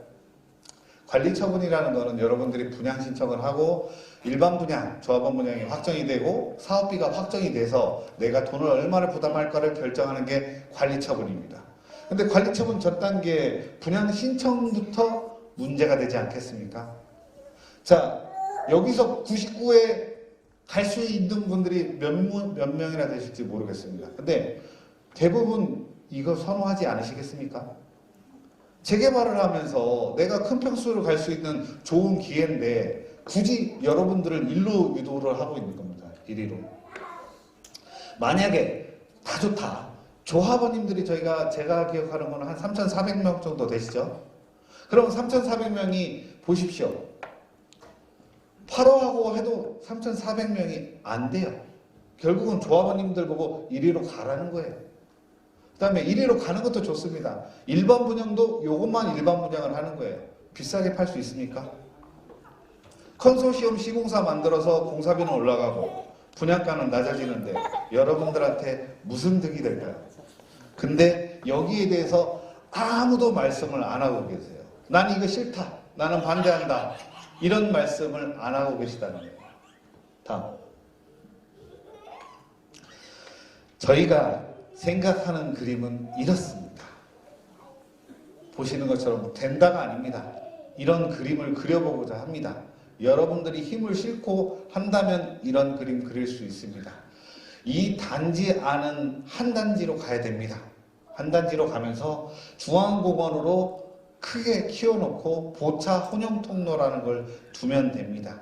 차량이 통행할 수 있습니다. 사람이 다닐 수 있습니다. 다만 땅이 여러분 소유입니다. 그 위에 차량이 다니게끔 하는 겁니다. 대규모 공원과 더불어서. 그렇게 되면 한 단지로 이용이 되고 그 다음에 시나 구가 시에서 요구하는 도로의 역할도 하게 되는 겁니다. 그리고 북으로는 공공보행 통로로 이렇게 하면 한 단지가 되지 않을까 이렇게 생각합니다. 이거랑 어디가 낫습니까? 예, 확연히 이게 낫지 않습니까? 이러한 부분들을 여러분들의 힘과 오늘도 오신 의원님들의 힘을 빌려서 관철을 해야 여러분의 사업에 큰 이정표가 되는 겁니다. 다음. 저희 현장 사례입니다. 서울에 있는 신림 1구역이라고요. 4,000세대 현장입니다. 최초에 이렇게 20m 도로로 계획이 돼 있었습니다. 근데 저희가 신통기획 사업을 거치면서 보차 혼용 통로로 이렇게 뒀습니다. 그래서 이게는 보차 혼용 통로이기 때문에 도시계획도로가 아닙니다. 조합원의 땅입니다. 그래서 그 밑으로 지하주차장이 다 돼 있고 통행을 할 수 있도록 돼 있는 그런 사례입니다. 이런 사례를 보시니까 될 수 있다는 느낌 들지 않습니까? 그 인허가 힘들다는 서울에서도 이걸 해냈습니다. 근데 왜 시작도 하기 전에 구리시장님이 여러분들을 무시하겠습니까? 이 많은 세대를? 어느 누가 여러분을 무시하겠습니까? 근데 왜 이런 걸 도전하지 않습니까? 전문성이 없기 때문에 그렇습니다. 다음. 신탁사의 역할은 그런 여러분들의 니즈도 끌어내야 되고 반대하는 의견도 잠재워야 되고 이런 부분들입니다. 다음. 많은 사업장에서 조합장은 뭐 제왕적이다. 아직도 제왕이신 분들 많습니다. 근데 진짜 많이 해임당하십니다. 그러다 보니까 가다가 끊기고 가다가 끊기고 가다가 끊겨요. 그 다음에 또 뭐가 있냐. 이 제왕적 조합장들이 하는 게 있어요. 저희 직원 중에 한 명이 그 재개발 사업장의 대의원이었어요. 그러니 그 사업에 대해서 얼마나 잘 이해를 하겠습니까? 그래서 이게 잘못됐다, 이게 잘못됐다, 이게 잘못됐다를 대의원들한테 다 설명을 합니다. 그럼 대의원회가 부결되겠죠. 대의원회 부결되면 조합장이 어떻게 하냐? 직권 상정해버립니다. 총회. 그리고서 총회를 어떻게 통과시키겠습니까? 어떻게 하면 통과될까요? 아웃소싱이죠. OS 잔뜩 돌려가지고 찬성표 다 받아버리는 겁니다. 그러면 이 친구가 그러면서 느끼더라고요. 내가 대의원으로서 역할을 그렇게 했는데도 불구하고 저렇게 장악된 조합을 못 이기더라. 그래서 본인은 다시 내가 사업한다면 무조건 신탁 방식을 하겠다. 이런 얘기를 했었습니다. 다음. 그래서 토지 등 소유자가 각각이 네 말도 맞고 네 말도 맞고 네 말도 맞고 네 말도 맞다. 여러분들의 의견을 다 내셔야 됩니다. 그러한 의견을 수렴을 해서 저희가 솔루션을 제시를 하는 거고요. 이런 게 어떤 거냐면 저희가 하고 있는 신길 19여개라는 사업장에서 8사 이상을 많이 져야 된다는 사람들이 있었고요. 조합원들이 돈이 없기 때문에 4구나 이런 거를 져야 된다는 분들도 있었어요. 누구 말이 맞냐?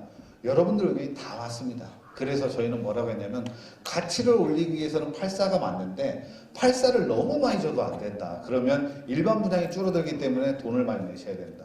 그렇다고 4구는 아니다. 근데 위원회에서 위원장께서는 조합원이 돈이 없기 때문에 4구도 필요하다. 많이 줘야 된다라고 했어요. 그래서 저희가 낸 결론은 뭐냐면 지금 시기는 멀었지만 분양 의향서를 받겠다. 그래서 4구를 신청하시는 그 조합원에 한해서만 나중에 자격을 주겠다. 해서 신청을 받아봤더니 딱 2세대만 4구를 신청하신 거예요. 4구 다 없어졌죠.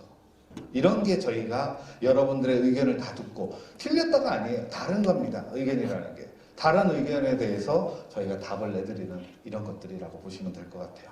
다음. 그래서 저희 사업장 같은 경우에 매월 우리가 뭔 일을 했고 뭔 결정을 했고 돈을 얼마가 나갔고 이러한 부분들을 매달 보내줍니다. 그 다음에 거기 그 현장 같은 경우에는 우리 위원장님이나 부위원장님이 상당히 소통을 잘하세요. 그래서 조합원들이 궁금해하는 것을 카톡방을 통해서 운영을 하세요. 그래서 궁금한 걸 저희한테 묻습니다. 그래서 저희가 설명을 해드리면 그걸 다시 카톡방에다 전달을 해주세요. 이게 장점이 있더라고요. 어떤 장점이 있느냐. 제가 안 맛있게 설명하고 얘기를 한다고 하더라도 저는 그냥 시행자고 직원이에요. 근데 본인은 조합원이잖아요. 조합원 입장에서 설명을 해드리니까 너무들 쉽게 이해하고 그다음부터는 분란이 없어요. 이러한 부분들을 저는 강력 추천드립니다. 다음. 이 신길 19역에서 재미난 게 뭐냐면 감정평가를 했더니 민원이 폭주가 했습니다. 감정평가하면 당연히 그럴 거예요. 우리 여기도 3,000명 넘는 분들이 감정평가를 받는데 감정평가하고 나면 이제 뭐가 나오냐. 옆집이 왜 나보다 더 비싸. 우리 집은 인테리어 했는데 왜 이래. 뭐 이런 것들 엄청나거든요. 여기도 마찬가지였어요. 전체 중에 이의 신청하신 분들이 이렇게나 많았어요. 전체 요 사람들이 이의를 신청한 거예요. 근데 일반 조합 방식에서는 뭐라고 하냐면 이거는 법대로 한 거니까 아무 상관이 없습니다. 막 이런 식으로 하고 넘어가죠. 근데 저희는 감정평가서를 모아놓고 별도의 설명회를 다시 진행을 했어요. 그래서 그 부분을 가지고서 충분히 설명을 했고 이견이 있는 거에 대해서 합당한 부분은 조정을 다 했습니다. 그랬더니 나중에 관리처분할 때 이 감정평가 결과에 대해서 반대하신 분이 딱 한 분 있었습니다. 이런 게 소통이라고 보시면 될 겁니다. 근데 만약에 이게 그렇지 않은 조합이었다고 하면 관리처분이 깨질 수가 있죠. 이런 게 큰 차이라는 말씀을 드리는 겁니다. 다음. 자, 컨트롤 타워가 뭐냐? 조합 방식으로 가면요. 각자 협력업체를 뽑습니다. 근데 그 협력업체를 누가 관리합니까? 관리하는 사람이 없습니다. 뽑아는 놨는데 돈은 주는데 관리하는 사람이 있어요? 없어요. 가끔 조합에 무슨 기술이사다 뭐다 뭐 있지만 그분들이 이런 협력업체의 내용을 다 알지를 못해요. 그러면 관리할 방법이 없죠. 근데 저희는 그런 전문가 집단으로 되어 있기 때문에 이러한 업체들을 전체를 다 관리합니다. 그렇기 때문에 기술적인 것도 관리하고 비용적인 것도 관리를 합니다. 지금 여기에서 보면 협력업체 관련 비리만 나와 있는데 협력업체는 비리의 온상이 될 수밖에 없어요. 이 업체들은 여러분들하고는 한 번 만나는 업체입니다. 그렇기 때문에 조합장한테만 잘 보이면 돼요. 조합장한테 주고 자기는 받으면 돼요. 근데 저희 같은 경우에는 저희는 협력업체가 일을 못한다. 다음부터 무조건 배제합니다. 어떻게 배제하냐? 입찰을 하겠죠. 본인들이 입찰을 해서 들어오더라도 저희가 설명을 합니다. 이 업체는 어디 현장에서 이런 문제를 만들었던 업체고 실력이 없습니다. 그럼에도 불구하고 뽑으시려면 뽑으십시오. 저희가 말했지 않습니까? 저희는 내비게이션이지 운전하진 않습니다. 그런 내용을 알려주고서도 하시겠다고 하면 뽑으십시오. 그러면 뽑겠습니까? 그런 부분이라는 거죠. 다음. 저희 현장하고 화소가 왜 이렇게 떨어지지? 저희 현장하고 저희 현장 옆에 있는 그 조합방식 사업장하고 둘이 동시에 친환경 용역에 대한 발주를 했었습니다. 근데 저희는 훨씬 많은 이런 업무 범위가 들어있어요. 그 다음에 여기는 재건축 사업장이다 보니까 불필요한 업무가 들어있었어요. 근데 이런 불필요한 업무가 들어있으면 뽑히는 협력업체 입장에서 아이 저거 필요 없는 업무입니다 라고 할까요 안 할까요? 안 하죠. 거저 먹을 수 있는 돈인데 저거를 왜 합니까? 그러다 보니 저희보다도 규모도 작은데도 불구하고 훨씬 비쌌다라는 겁니다. 이런 것들이 누가 관리하냐? 실제로는 정비업체들이 이러한 부분들을 작성을 합니다. 네, 열심히 해주는 정비업체들도 있겠지만 잘 못하는 정비업체들은 그냥 다른 현장 거 그대로 뺏겨다가 놓습니다. 그러다 보니까 이런 실수들이 발생을 하는 거거든요. 그래서 이런 부분에서도 차이가 난다는 겁니다. 그러면 이것만 그런 거 아니야 해서 보면 저희가 나머지 용역들도 보면 대체로 70%선 저희가 예가를 책정한 금액의 70%선에 나옵니다. 이 예가는 어떻게 선정했냐면 예가를 결정할 때도 그냥 저희가 임의로 하는 게 아니라 업체들로부터 견적을 받습니다. 견적을 받아서 평균치를 가지고서 예가를 내고 그걸 갖다 임차를 했더니 이렇게나 떨어지는 겁니다. 이렇게 보통 조합 방식에서는 이런 예가 자체를 잡지를 않습니다. 왜? 그냥 보통 정해져 있어요. 어디가 될 거라는 건 정해져 있어요. 근데 저희는 이렇게 하다 보니까 경쟁이 많이 나죠. 그러면 이렇게 경쟁이 많으면 단점도 있어요. 실력도 없는 애들이 덤핑 치고 들어올 수 있어요. 그죠? 근데 이제 저희는 평판 조사라는 걸 합니다. 그 업체가 과연 그걸 수행할 수 있는 업체인가 확인을 해서 그 업체가 그렇지 않다고 하면 기회를 주되 계약 이행 보증금을 올려버립니다. 니들이 일을 잘하면 아무 문제가 없지만 일을 못했을 때는 페널티로 40%의 계약금을 몰취하겠다. 이런 식의 방안을 세우는 거죠. 이런 부분들이 상당히 크게 역할을 했고요. 이 현장에서도 이 사업장에서도 처음으로 발생한 환경영향평가라는 항목 그런 업체가 발생을 했었는데 그 업체가 일 못해서 결국 40% 계약이익 보증금을 몰취했습니다. 그래서 이런 것들이 저희가 컨트롤 타워로서의 역할이다 라고 말씀을 드리겠습니다. 다음. 그래서 협력업체를 선정할 때는 저희가 직원들이 일일이 용역 범위를 검토를 하고 견적을 산출하고 예가를 수립하고 무조건 나라장터를 통해서 입찰을 합니다. 그래서 이런 것들 때문에 투명하고 최소화된 이런 것들이 진행이 가능한 것입니다. 다음. 그래서 아까 설명도 드렸지만 조합 방식인 경우에는 이러한 협력업체들이 자기들끼리 얘기하지 조합한테 뭐를 가지고서 조합의 컨트롤을 받으면서 가지 않습니다. 근데 저희 같은 경우에는 저희가 이러한 모든 협력업체를 컨트롤해서 조합에 아니면 정비사업위원회에 보고하는 방식으로 가는 겁니다. 그렇기 때문에 컨트롤 타워 역할을 확실히 할 수 있는 겁니다. 다음. 이 사업장 같은 경우에도 교통영향 평가라고 해서 나중에 우리도 교통영향 평가 받아야 됩니다. 근데 교통영향 평가 받으면서 나온 의견이 뭐냐면 지하 주차장은 순환 동선 체제로 재설계할 것. 이게 어려워 보이지만 내용은 단순합니다. 지하 주차장을 조금 심플하게 깔끔하게 져라 이런 내용이에요. 근데 이런 내용이 나오다 보니까 협력업체는 뭐라고 하냐면 주차 대수를 줄이겠습니다. 주차 대수 줄이면 아무래도 심플해지겠죠. 근데 그렇게 되면 상품이 떨어지잖아요. 그래서 저희는 상품이 떨어지기 때문에 그렇게 할 수 없다. 그래서 대안을 여러 개를 그렸어요. 대안을 여러 개 그려서 가서 심의위원들을 설득을 했고 그 결과 그대로 유지하면서 교통영향평가를 통과했다는 거죠. 이런 사례가 너무도 많습니다. 너무도 많다는 게 협력업체 입장에서는 자기들이 돈 더 버는 거 아니잖아요. 과감하게 포기합니다. 근데 저희는 포기를 할 수 없기 때문에 잡고 고치고 이걸 계속하는 거죠. 다음. 똑같은 사업장에서도 똑같은 문제가 발생했는데 음영 세대가 발생하니까 협력업체에서 첫 번째 멘트는 뭐냐면 세대를 날리면 됩니다. 세대 날리면 당연히 그늘이 덜 지니까 충분하죠. 근데 날리면 어떻게 됩니까? 그만큼 수입이 줄죠. 그래서 저희는 이게 배치를 바꿨어요. 이렇게 있던 걸 돌려버렸습니다. 그랬더니 음영이 해결이 됐더라는 거죠. 이러한 대안들을 만들어내는 게 저희 컨트롤 타워의 역할이다. 다음. 이 부분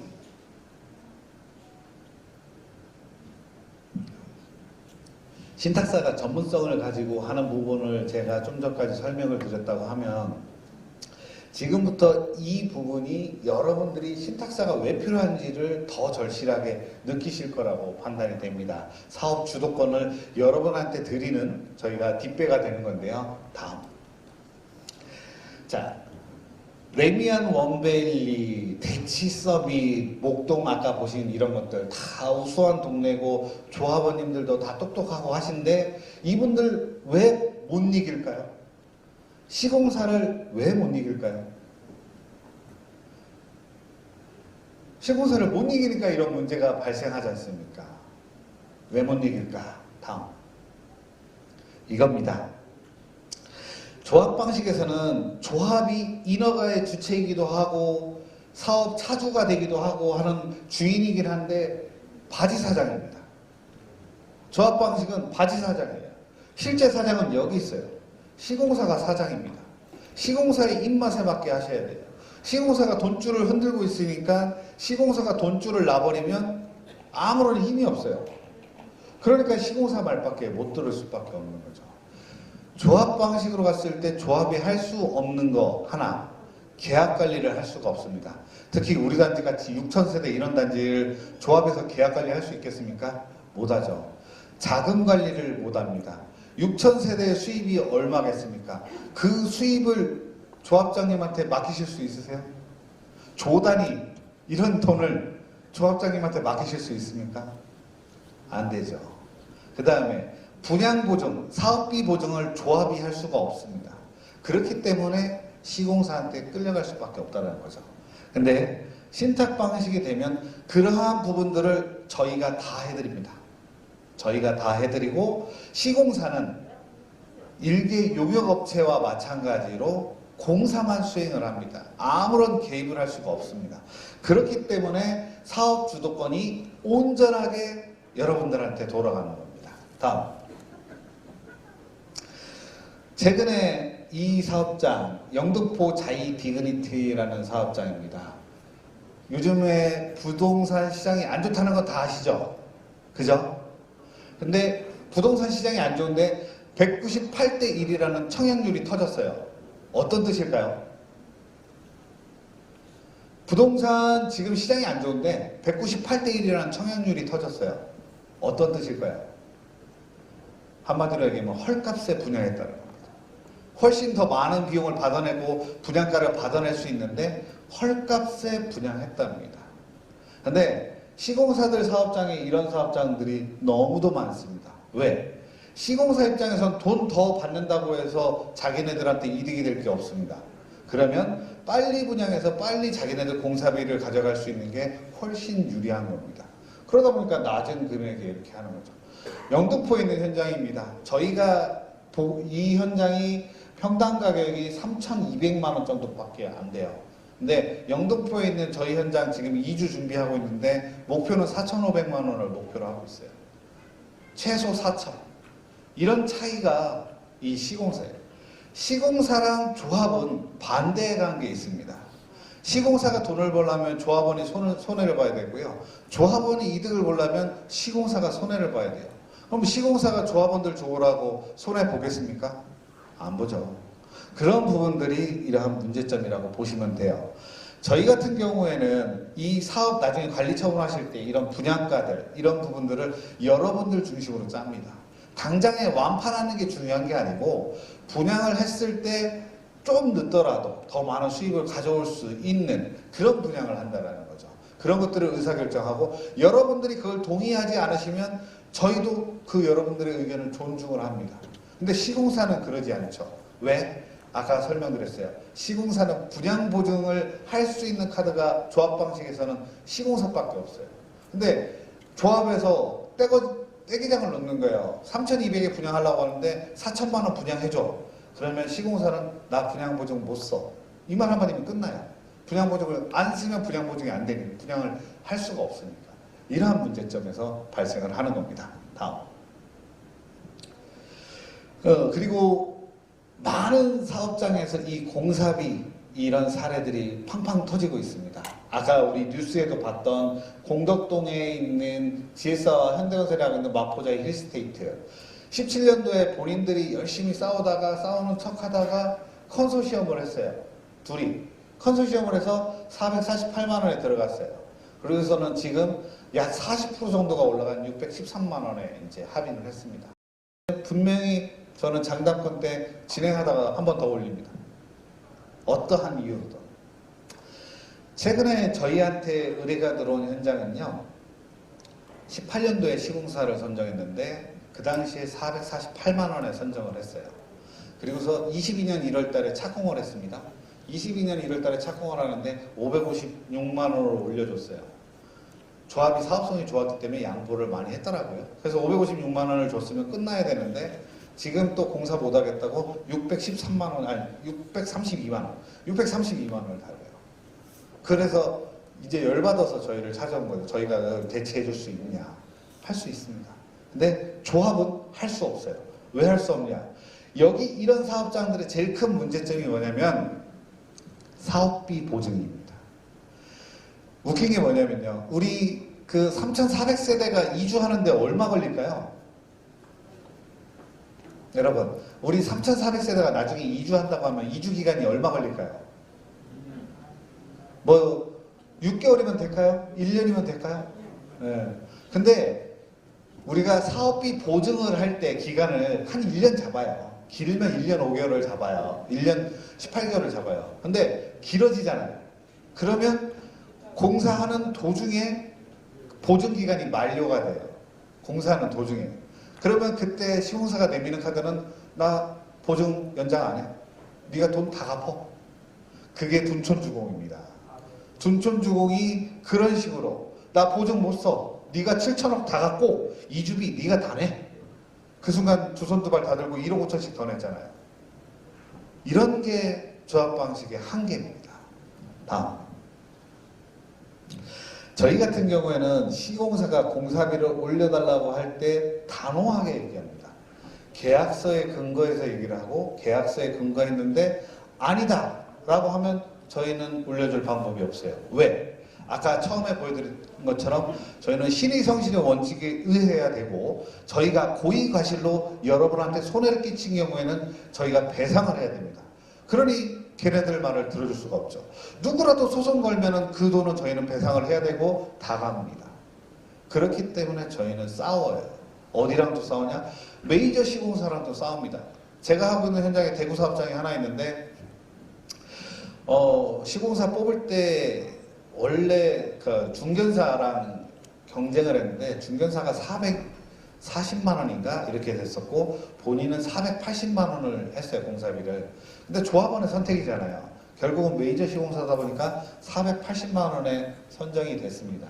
근데 중간에 그 공법을 바꾸면서 공법에 대한 뭐 했는데 되게 우호적으로 잘 오더라고요. 그래서 500만 원으로 올라갔습니다.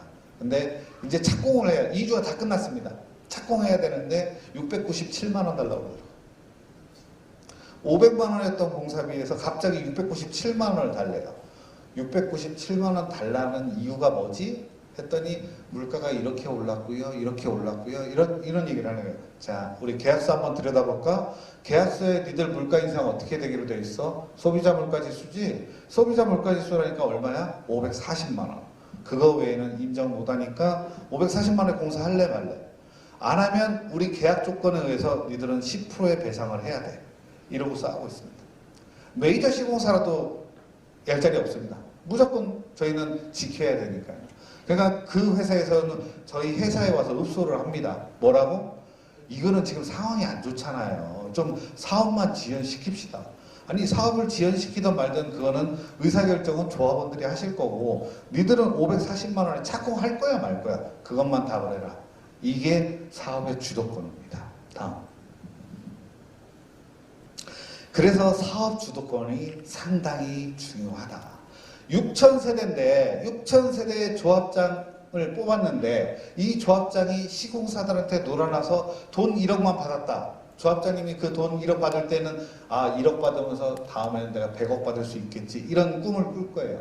근데 그 1억이 그 사람의 발목을 잡습니다. 그 사람은 1억 때문에 잘려나가야 되거든요. 그러면 먹고 싶어도 못 먹잖아요. 그러니까 결국은 그 1억 때문에 여러분들을 배신하고 시공사 편을 드는 거예요. 이런 문제점이 있다. 다음. 자, 어쨌든 간에 여기는 사업성이 좋을 겁니다. 일반 분양이 많기 때문에. 그럼에도 불구하고 사업성은 더 올려야 되고 그 다음에 사업비는 줄여야겠죠. 어떤 솔루션이 있는지 설명드리겠습니다. 다음. 자, 일단 저희가 최근에는 요거에 아주 재미있습니다. 조합 방식에서는 자금 관리를 누가 합니까? 시공사가 합니다. 시공사가. 그래서 분양하고 나면은 그 돈을 제깍 다 빼갑니다. 시공사 통장으로.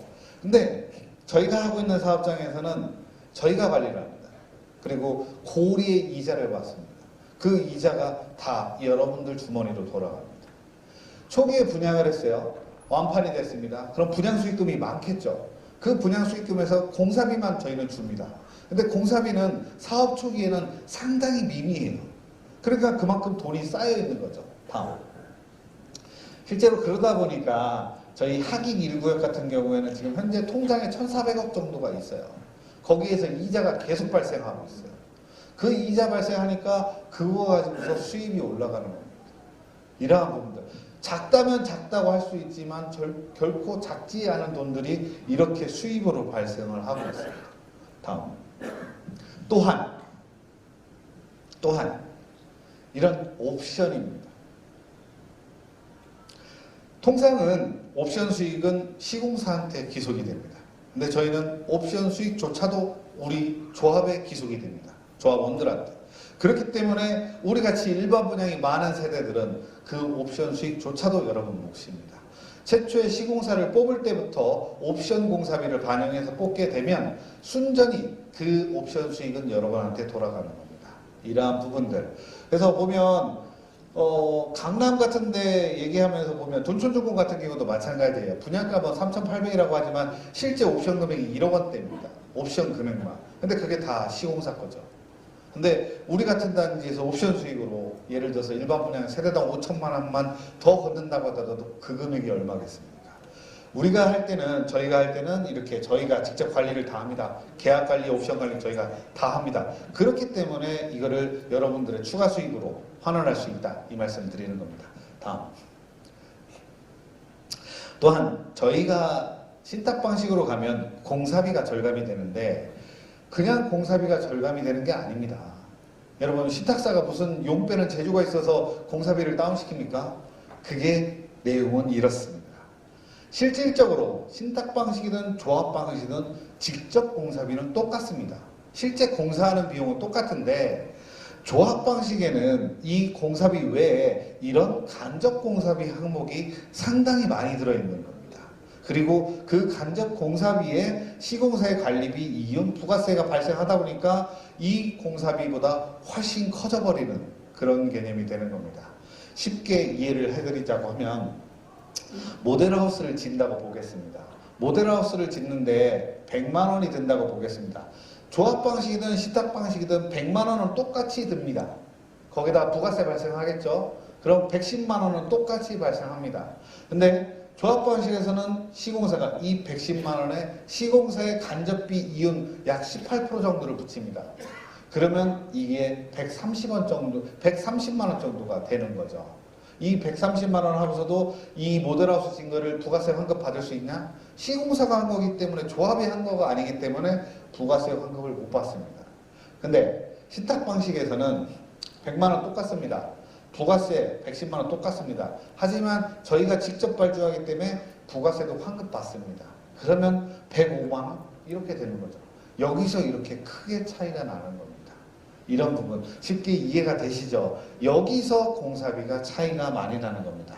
또한 이렇게 공사비가 차이가 나다 보니까 애시당초 시작할 때 단가가 쌉니다. 그래서 물가가 올라간다고 하더라도 올라가는 금액도 쌉니다. 이게 신탁 방식의 공사비 절감 방식이라고 보시면 될 것 같습니다. 다음. 그래서 저희가 17년도에 시공사를 교체한 현장인 최초로 저희가 16년도에 이 사업 방식에 들어와서 최초로 한 사업장인데요. 원래는 그 굿모닝힐 동문건설이라는 회사가 관리처분까지 다 끝내놓은 현장입니다. 관리처분을 하면서 377만 원에 해놨어요. 근데 이거를 신탁 방식으로 가면서 이 편한 세상을 가지고 데려왔더니 327만 원으로 13%가 바로 떨어져 버리더라고요. 상식적으로 이해가 됩니까? 동문이 더 낮은 회사잖아요. 이 편한 세상이 훨씬 높은 회사잖아요. 그럼 여기가 더 비싸야 되잖아요. 그렇지 않다라는 거죠. 여기서 명확하게 비교가 된 겁니다. 다음. 지금 제가 아까도 밖에서 보니까 신탁 방식 하면 안 된다. 그 다음에 조합 방식 해야 된다. 뭐 막 하시더라고요. 저 그분들한테 묻고 싶어요. 왜 시공사가 신탁사 반대한다고 OS가 돌아다니면서 찌라시 뿌리고 왜 그럴까요? 시공사 입장에서 저희가 들어오면 싫은 거예요. 본인들의 공사비를 쪼을 거고 본인들이 마음대로 컨소시엄 하는 걸 방해할 거고 이러니까 싫어요. 근데 그분들은 뭘 믿고서 계속 조합 방식이 답이라고 얘기합니까? 저는 토론했으면 좋겠어요. 그분들하고. 왜 당신이 말씀하신 게 어떤 부분이 잘못됐는지를 얘기하고 싶다 이런 겁니다. 저희가 하고 있는 현장 중에 최초로 하이엔드 브랜드인 아크로를 가져온 현장입니다. 이 현장도 힘들었어요. 왜? 시공사들이 하도 장난을 많이 쳤어요. 시공사가 어떤 장난을 치는지 아십니까? 저희가 이런저런 절차를 통해서 예가를 선정을 했어요. 예가가 480만 원 플러스 마이너스 3%. 그래서 494만 원까지 쓰도록 이렇게 해놨어요. 그랬더니 시공사는 저희보다 사람이 많잖아요. 아웃소싱을 잔뜩 풀었습니다. 그래서 뭐라고 하냐? 이 금액이면 임대 아파트밖에 못 줘요. 550만 원은 주셔야 잘 만들 수 있습니다. 근데 제가 조합장, 조합 이사들, 조합 대의원들, 조합원 대표들 싸웠습니다. 싸워가지고 관철했어요. 근데 결국은 이 금액에 이렇게 들어왔다라는 겁니다. 동일한 시기에 마천 4구역에서는 수의계하고 DH를 했는데 585만 원. 자, 그러면 여기서 90만 원 정도 차이가 나죠. 90만 원인데 여기 공사 연면적이 10만 평입니다. 900억을 벌어준 거예요. 엄청나죠? 자, 2000세대짜리입니다. 여러분들, 우리 단지는 몇천 세대죠? 6000세대. 그러면 단순하게 곱하기 하면 3배죠. 저희 방식으로 하면 2700억을 절감할 수 있는 거예요. 엄청난 금액입니다. 왜 그 금액을 포기할까요? 누구를 위해서? 그러면 이렇게 선정했기 때문에 우리는 494만 원에 뽑았기 때문에 상품이 안 좋을까? 근데 이때는 정말 신의 한 수가 있었어요. 뭐냐? 여기 밑에 보시면 물가 상승을 2년간 유예시켰어요. 21년 7월인데 23년 6월까지는 공사비를 한 푼도 못 올려받는 거예요. 여러분들 최근에 공사비 얼마 올랐을까요? 30% 넘게 올랐습니다. 그 30% 넘게를 못 올리는 겁니다. 엄청난 거죠. 그리고 올라가더라도 소비자 물가지수만 적용하겠다. 이런 거예요. 제가 이번 PTA에서는 좀 빼놓긴 했는데 시공사들의 장난이 도가 넘는 데들이 많습니다. 저희 같은 경우는 그래서 소비자 물가지수를 적용하게 했는데 여기 보시면 이 현장 같은 경우는 지수가 없어요. 근데 여러분들이 아셔야 될 게 시공사는 절대 자선단체가 아닙니다. 그래서 소비자 물가지수를 대체할 수 있는 건설공사비 지수라는 걸 들고 들어올 겁니다. 최근 1년간 봤을 때 소비자 물가 지수 대비 건설공사비 지수는 3.8배입니다. 그만큼 많이 올려줘야 된다는 거죠. 다음. 이 현장에서 그래서 저희가 시공사를 뽑을 때 이런 일들을 했어요. 그래가지고 아까 보신 것처럼 아크로라는 그런 상품을 만들었고요. 그 다음에 물가 인상도 억제를 했고요. 상품도 기가 막힙니다. 다음. 지금 보시는 이게 494만 원짜리입니다. 이러한 건물에 이러한 내용을 다 하고서도 494만 원이에요.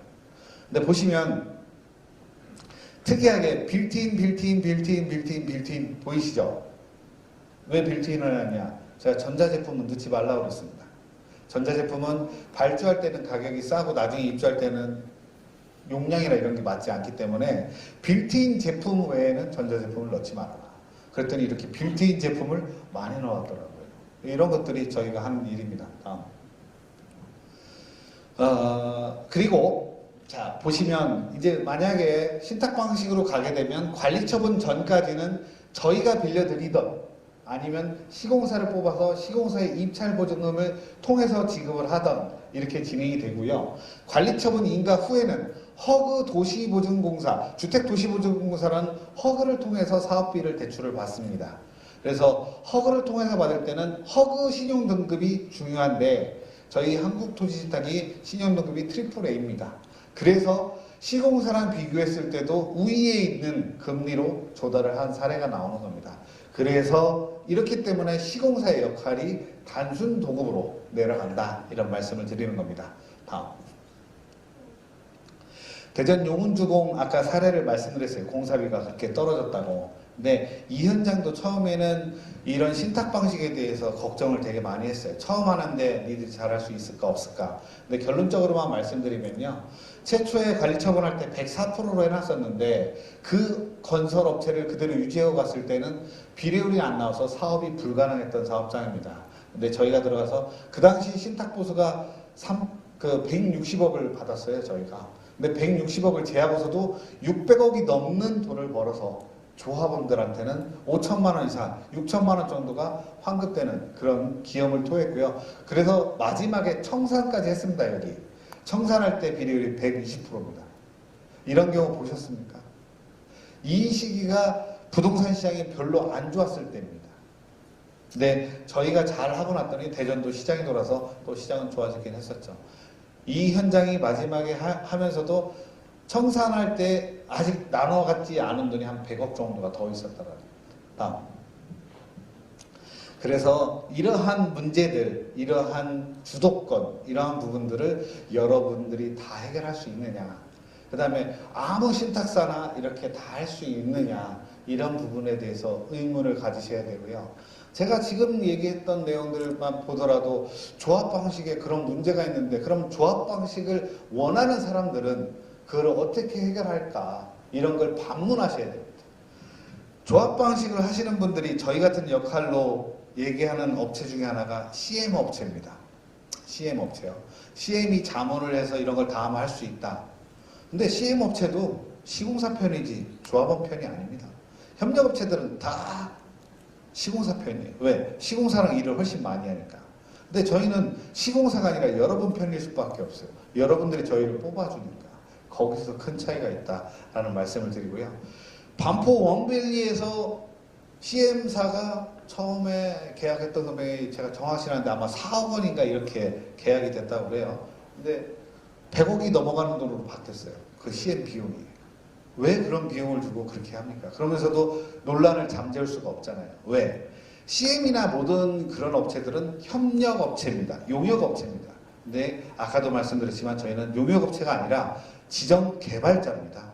거기에서 차이가 있다라는 말씀 드리겠습니다. 다음. 그래서 저희 한국토시신탁같이 경험도 많고 시공사도 컨트롤할 수 있고 여러분의 주도권을 확보할 수 있는 이러한 신탁 방식이 필요하다 말씀을 드리는 겁니다. 신탁사라고 다 같지 않다는 말씀 드렸지만 저도 시공사 출신입니다. 17년도 12월 때까지 삼성물산에 근무를 했었습니다. 그래서 18년도 1월 달부터 신탁에 넘어와서 있고 그러다 보니까 제가 얘기를 시공사들한테 거침없이 합니다. 너만 시공사 다녔냐? 내가 너보다 더 많이 한다. 그렇기 때문에 시공사를 컨트롤하고 싸울 수 있는 겁니다. 다음. 저희 회사의 강점을 간단하게 설명드리겠습니다. 다음. 일단 수주를 많이 했습니다. 많이 했다는 건 그만큼 경험이 많다는 거죠. 경험을 했기 때문에 현장에서 벌어지는 것들을 다음 현장에서 또 써먹습니다. 그렇기 때문에 좋아지는 거죠. 그래서 보시는 것처럼 저희가 전체 그 신탁사 중에 그 마켓 시어가 30% 정도 됩니다. 다음. 그리고 서울 경기도 현장을 저희가 많이 하고 있습니다. 그만큼 인허가가 어려운 데에서 저희가 하고 있기 때문에 경험도 많고요. 보시는 것처럼 큰 현장도 저희가 많이 하고 있습니다. 신림 1구역 같은 경우가 4,000세대, 흑석 같은 경우가 1,400세대, 북가자 2,000세대 이렇게 구성이 되어 있습니다. 다음. 그리고 저희랑 하는 시공사들이 이렇게나 다 메이저입니다. 근데 이거는 솔직히 고백하면 제가 이 현장 처음에 여러분들하고 이렇게 얼굴 뵙기 전에 컨택을 몇 개 시공사를 해봤어요. 뭐라고 했냐면 너네 단독으로 할 생각이 있냐? 이런 얘기를 많이 던져봤습니다. 그랬더니 할 생각이 있지 라고 얘기를 하더라고요. 근데 좀 지나니까 서로들 발을 담그고 있어요. 여기에 나눠먹기로 발을 다 담그고 있어요. 그래서 우리가 요청하는 거에 대해서는 뭘 얘기하기가 좀 불편하다 이렇게 얘기를 하더라고요. 그러면 시공사만 지금 나눠먹기 하고 있냐? 아닙니다. 각종 협력업체가 이미 거기에 나 선 이렇게 돼 있어 라고 얘기를 합니다. 그 다음에 조합방식에서 PM업체가 필요가 없는데 불필요한 PM업체가 벌써 일을 하면서 저희 직원한테 전화를 해가지고 너 뭐요? 이러고서 전화를 합니다. 그분은 뭘까요? 누가 PM회사 뽑으셨습니까? 여러분 PM회사 뽑은 건 알고 계세요? 그런 분이 저희한테 전화해서 너 뭐요? 이럽니까? 이게 말이 되겠습니까? 다음. 그리고 저희 팀 같은 경우는 제가 이제 팀장으로 있지만 이렇게 13명으로 구성되어 있습니다. 그래서 신탁사 중에서 제일 많은 팀원을 보유하고 있는 팀이고요. 그래서 어려운 사업장들을 많이 하고 있습니다. 지금 우리 여기 주택 이동도 상당히 어려운 사업장입니다. 여러분들 지금 이게 시작이지만 여러분들이 신탁 방식을 선정한다고 해서 되는 게 아닙니다. 신탁 방식으로 가기 위해서는 75% 동의를 받아야 돼요. 동의를 받으려면 지금 밖에서 저렇게 시위하고 계신 분들도 도와줘야 75%를 받습니다. 근데 마찬가지로 반대겠죠. 조합 방식으로 가려고 하더라도 조합을 못 믿는 분들이 30% 이상이 되면 조합 방식도 못 가겠죠. 그러면 조합 설립하는데 얼마나 걸리겠어요? 하세월입니다. 계속 시간은 지나갈 겁니다. 그래서 토론하고 설득하고 하는 과정들이 필요하다. 그러려면 여러분들이 잘 이해하시고 그분들을 깨우쳐 주셔야 그분들이 제대로 된 선택을 하고 돌아올 수 있다. 근데 신탁 방식은 안전장치인데 안전장치를 거부할 필요는 없잖아요. 왜 안전장치를 버리고 위험천만한 길을 갑니까? 신탁 방식을 하면 안 되는 이유가 뭘까요? 그런 거예요. 다음. 그래서 저희 회사가 자본금도 제일 큰 회사고요. 신용등급도 제일 좋은 회사고요. 맨파워도 제일 좋고요. 실적도 제일 좋고 보증 한도도 제일 큽니다. 그래서 신탁사 중에 1등 회사가 저희 한국토지신탁입니다. 자, 어느 정도 신탁 방식에 대해서 이해를 되셨습니까? 예, 다행인 것 같습니다. 그러면 제가 이런 신탁 방식 설명을 해보면 항상 나오는 질문들이 있어요. 그 질문들에 대해서 간략하게 설명드리고 개별 질문을 받도록 하겠습니다. 다음. 신탁 수수료는 어떻게 책정되는지 궁금합니다. 사업성, 그 다음에 그 사업의 리스크 이런 것들에 따라서 달라집니다. 아까 대전 용호 같은 경우는 160억 정도가 발생했다고 보셨잖아요. 자, 저희는 그냥 사람 몇 명 투입하고서 돈 버는 게 아니에요. 저희가 사업비를 다 대여하거나 입찰보증금을 받아서 대여하거나 이렇더라도 여러분들이 사업이 무산되면 저희가 그거를 다 물어냅니다. 그 돈을 여러분들한테 분배하는 게 아니고 저희가 그 돈을 다 매몰 비용으로 부담할 수밖에 없어요. 그런 리스크가 있기 때문에 리스크가 많은 현장은 비싸집니다. 네, 여러분들이 방향만 잘 찾아간다면 충분히 합리적인 금액에 할 수 있다고 보고요. 저희 서울에서 4,000세대 하는 현장 같은 경우에는 수수료가 1.2%입니다. 그걸 참조하시면 비슷한 규모로 뭐 산정이 되지 않을까 이렇게 판단이 됩니다. 다음. 그다음에 신탁하면 내 재산 권리가 사라진다라고 밖에 계신 분들이 많이 얘기할 거예요. 다음 장. 자, 은행에다 돈 맡기면은 은행에서 돈 가져갑니까? 안 가져가죠. 신탁사한테 신탁했는데 신탁사가 가져간다고요? 말이 안 되는 소리입니다. 그렇게 말이 안 되는 소리를 그렇게 주장을 합니다. 그리고 은행에는 은행이 망하면 5천만 원밖에 보장을 못 받으시죠. 신탁사는 망하면 원상 회복이 됩니다. 그렇기 때문에 훨씬 안전한 거고요. 저희가 여러분들 그 신탁 방식으로 사업을 하려면 3분의 1이 신탁 등기를 해주셔야 되는데 그걸 왜 하냐면 법적으로 신탁사가 시행자가 되기 위해서는 3분의 1 신탁 등기가 필요하기 때문에 그 부분 때문에 하는 거예요. 여러분들 재산 갖다가 담보로 쓰거나 이럴 수가 전혀 없습니다. 불가능한 겁니다. 근데 반대하는 분들은 그걸 그렇게 악의적으로 만들죠. 절대 그렇지 않습니다. 대법원 판례에도 뭐가 있냐면요. 조합이 무효가 됐는데 조합에서 쓴 돈이 있을 거 아닙니까? 그 쏜 돈을 조합에 찬성한 사람한테 물게 하거나 아니면은 감정평가액으로 나눠서 물거나 다 불가하다고 판례가 나와 있어요. 여러분들이 매몰 비용이나 이런 걸 부담하려면 부담할 수 있는 방법은 단 하나밖에 없어요. 총회에서 결정하지 않으면 절대 부담하실 수가 없습니다. 그래서 그 부분만 명확히 하시면 될 것 같고요. 신탁 등기 하신 다음에 3분의 1이 필요하다고 했지만 그 이후에는 언제든지 취소하세요. 신탁 등기 바로 취소하셔도 됩니다. 다만 나중에 이주하실 때는 다시 하셔야 됩니다. 이주할 때는 어차피 신탁 등기 해야 되니까 그때는 다시 하셔야 되는 거고 신탁 등기에 대해서 불안해하실 필요가 1도 없습니다. 다음. 신탁사가 개발이익을 가져가지 않나요? 저희가 시행자라는 이름을 하다 보니까 개발이익을 가져간다고 오해를 하는데 저희는 최초에 예정된 수수료 외에는 이런 한 푼 가져가지 않습니다. 그래서 수수료만 가져간다. 근데 이 수수료 때문에 반대를 한다는 분들도 있어요. 조합 방식에서. 근데 지금처럼 보신 것처럼 저희가 통상적으로 보니까 13% 이상을 절감을 해요. 사업비, 공사비. 그 중에서 저희가 20%에서 30% 사이를 가져가는 것 같아요. 전체 100을 절감해 드리는데 그 중에서 20%에서 30%를 저희가 가져가고 나머지 70%, 80%를 여러분한테 들려드리는 구조다. 그래서 이런 땅 짓고 헤엄치는 걸 안 할 이유가 뭐가 있나 이렇게 이해를 하시면 될 것 같습니다. 다음. 그리고 중요한 거 신탁사가 내 마음대로 좌지우지 할 수 있다 없다? 없습니다. 신탁사는 여러분들한테 내비게이션으로 방향을 보여줄 뿐이지 운전은 저희가 할 수가 없습니다. 운전은 여러분들이 하시는 겁니다. 그렇기 때문에 신탁사가 전행을 한다? 불가능합니다. 이런 부분 염두에 두시면 될 것 같습니다. 다음. 공사비가 낮아지는 게 품질이 떨어지는 거 아니냐. 여러분들이 품질도 선정을 하실 겁니다. 입찰 지침할 때 여러분들이 결정을 하실 거고요. 결코 떨어지지 않습니다. 불필요하게 조합장한테 가야 될 돈이 빠지는 거고요. 시공사가 배불러올 걸 살짝 뺏어오는 그런 거라고 보시면 될 것 같습니다. 다음. 신탁 방식의 단점은 없나? 이 얘기 하는데 저는 자신 있게 얘기합니다. 신탁 방식은 단점이 없습니다. 다만 사람이 문제입니다. 신탁 방식도 정비 사업이다 보니까 이거를 관리할 수 있는 사람이 필요합니다. 근데 그 사람이 시원찮으면 시원찮습니다. 근데 그 사람이 제대로 돼 있다고 하면 신탁 방식은 확실합니다.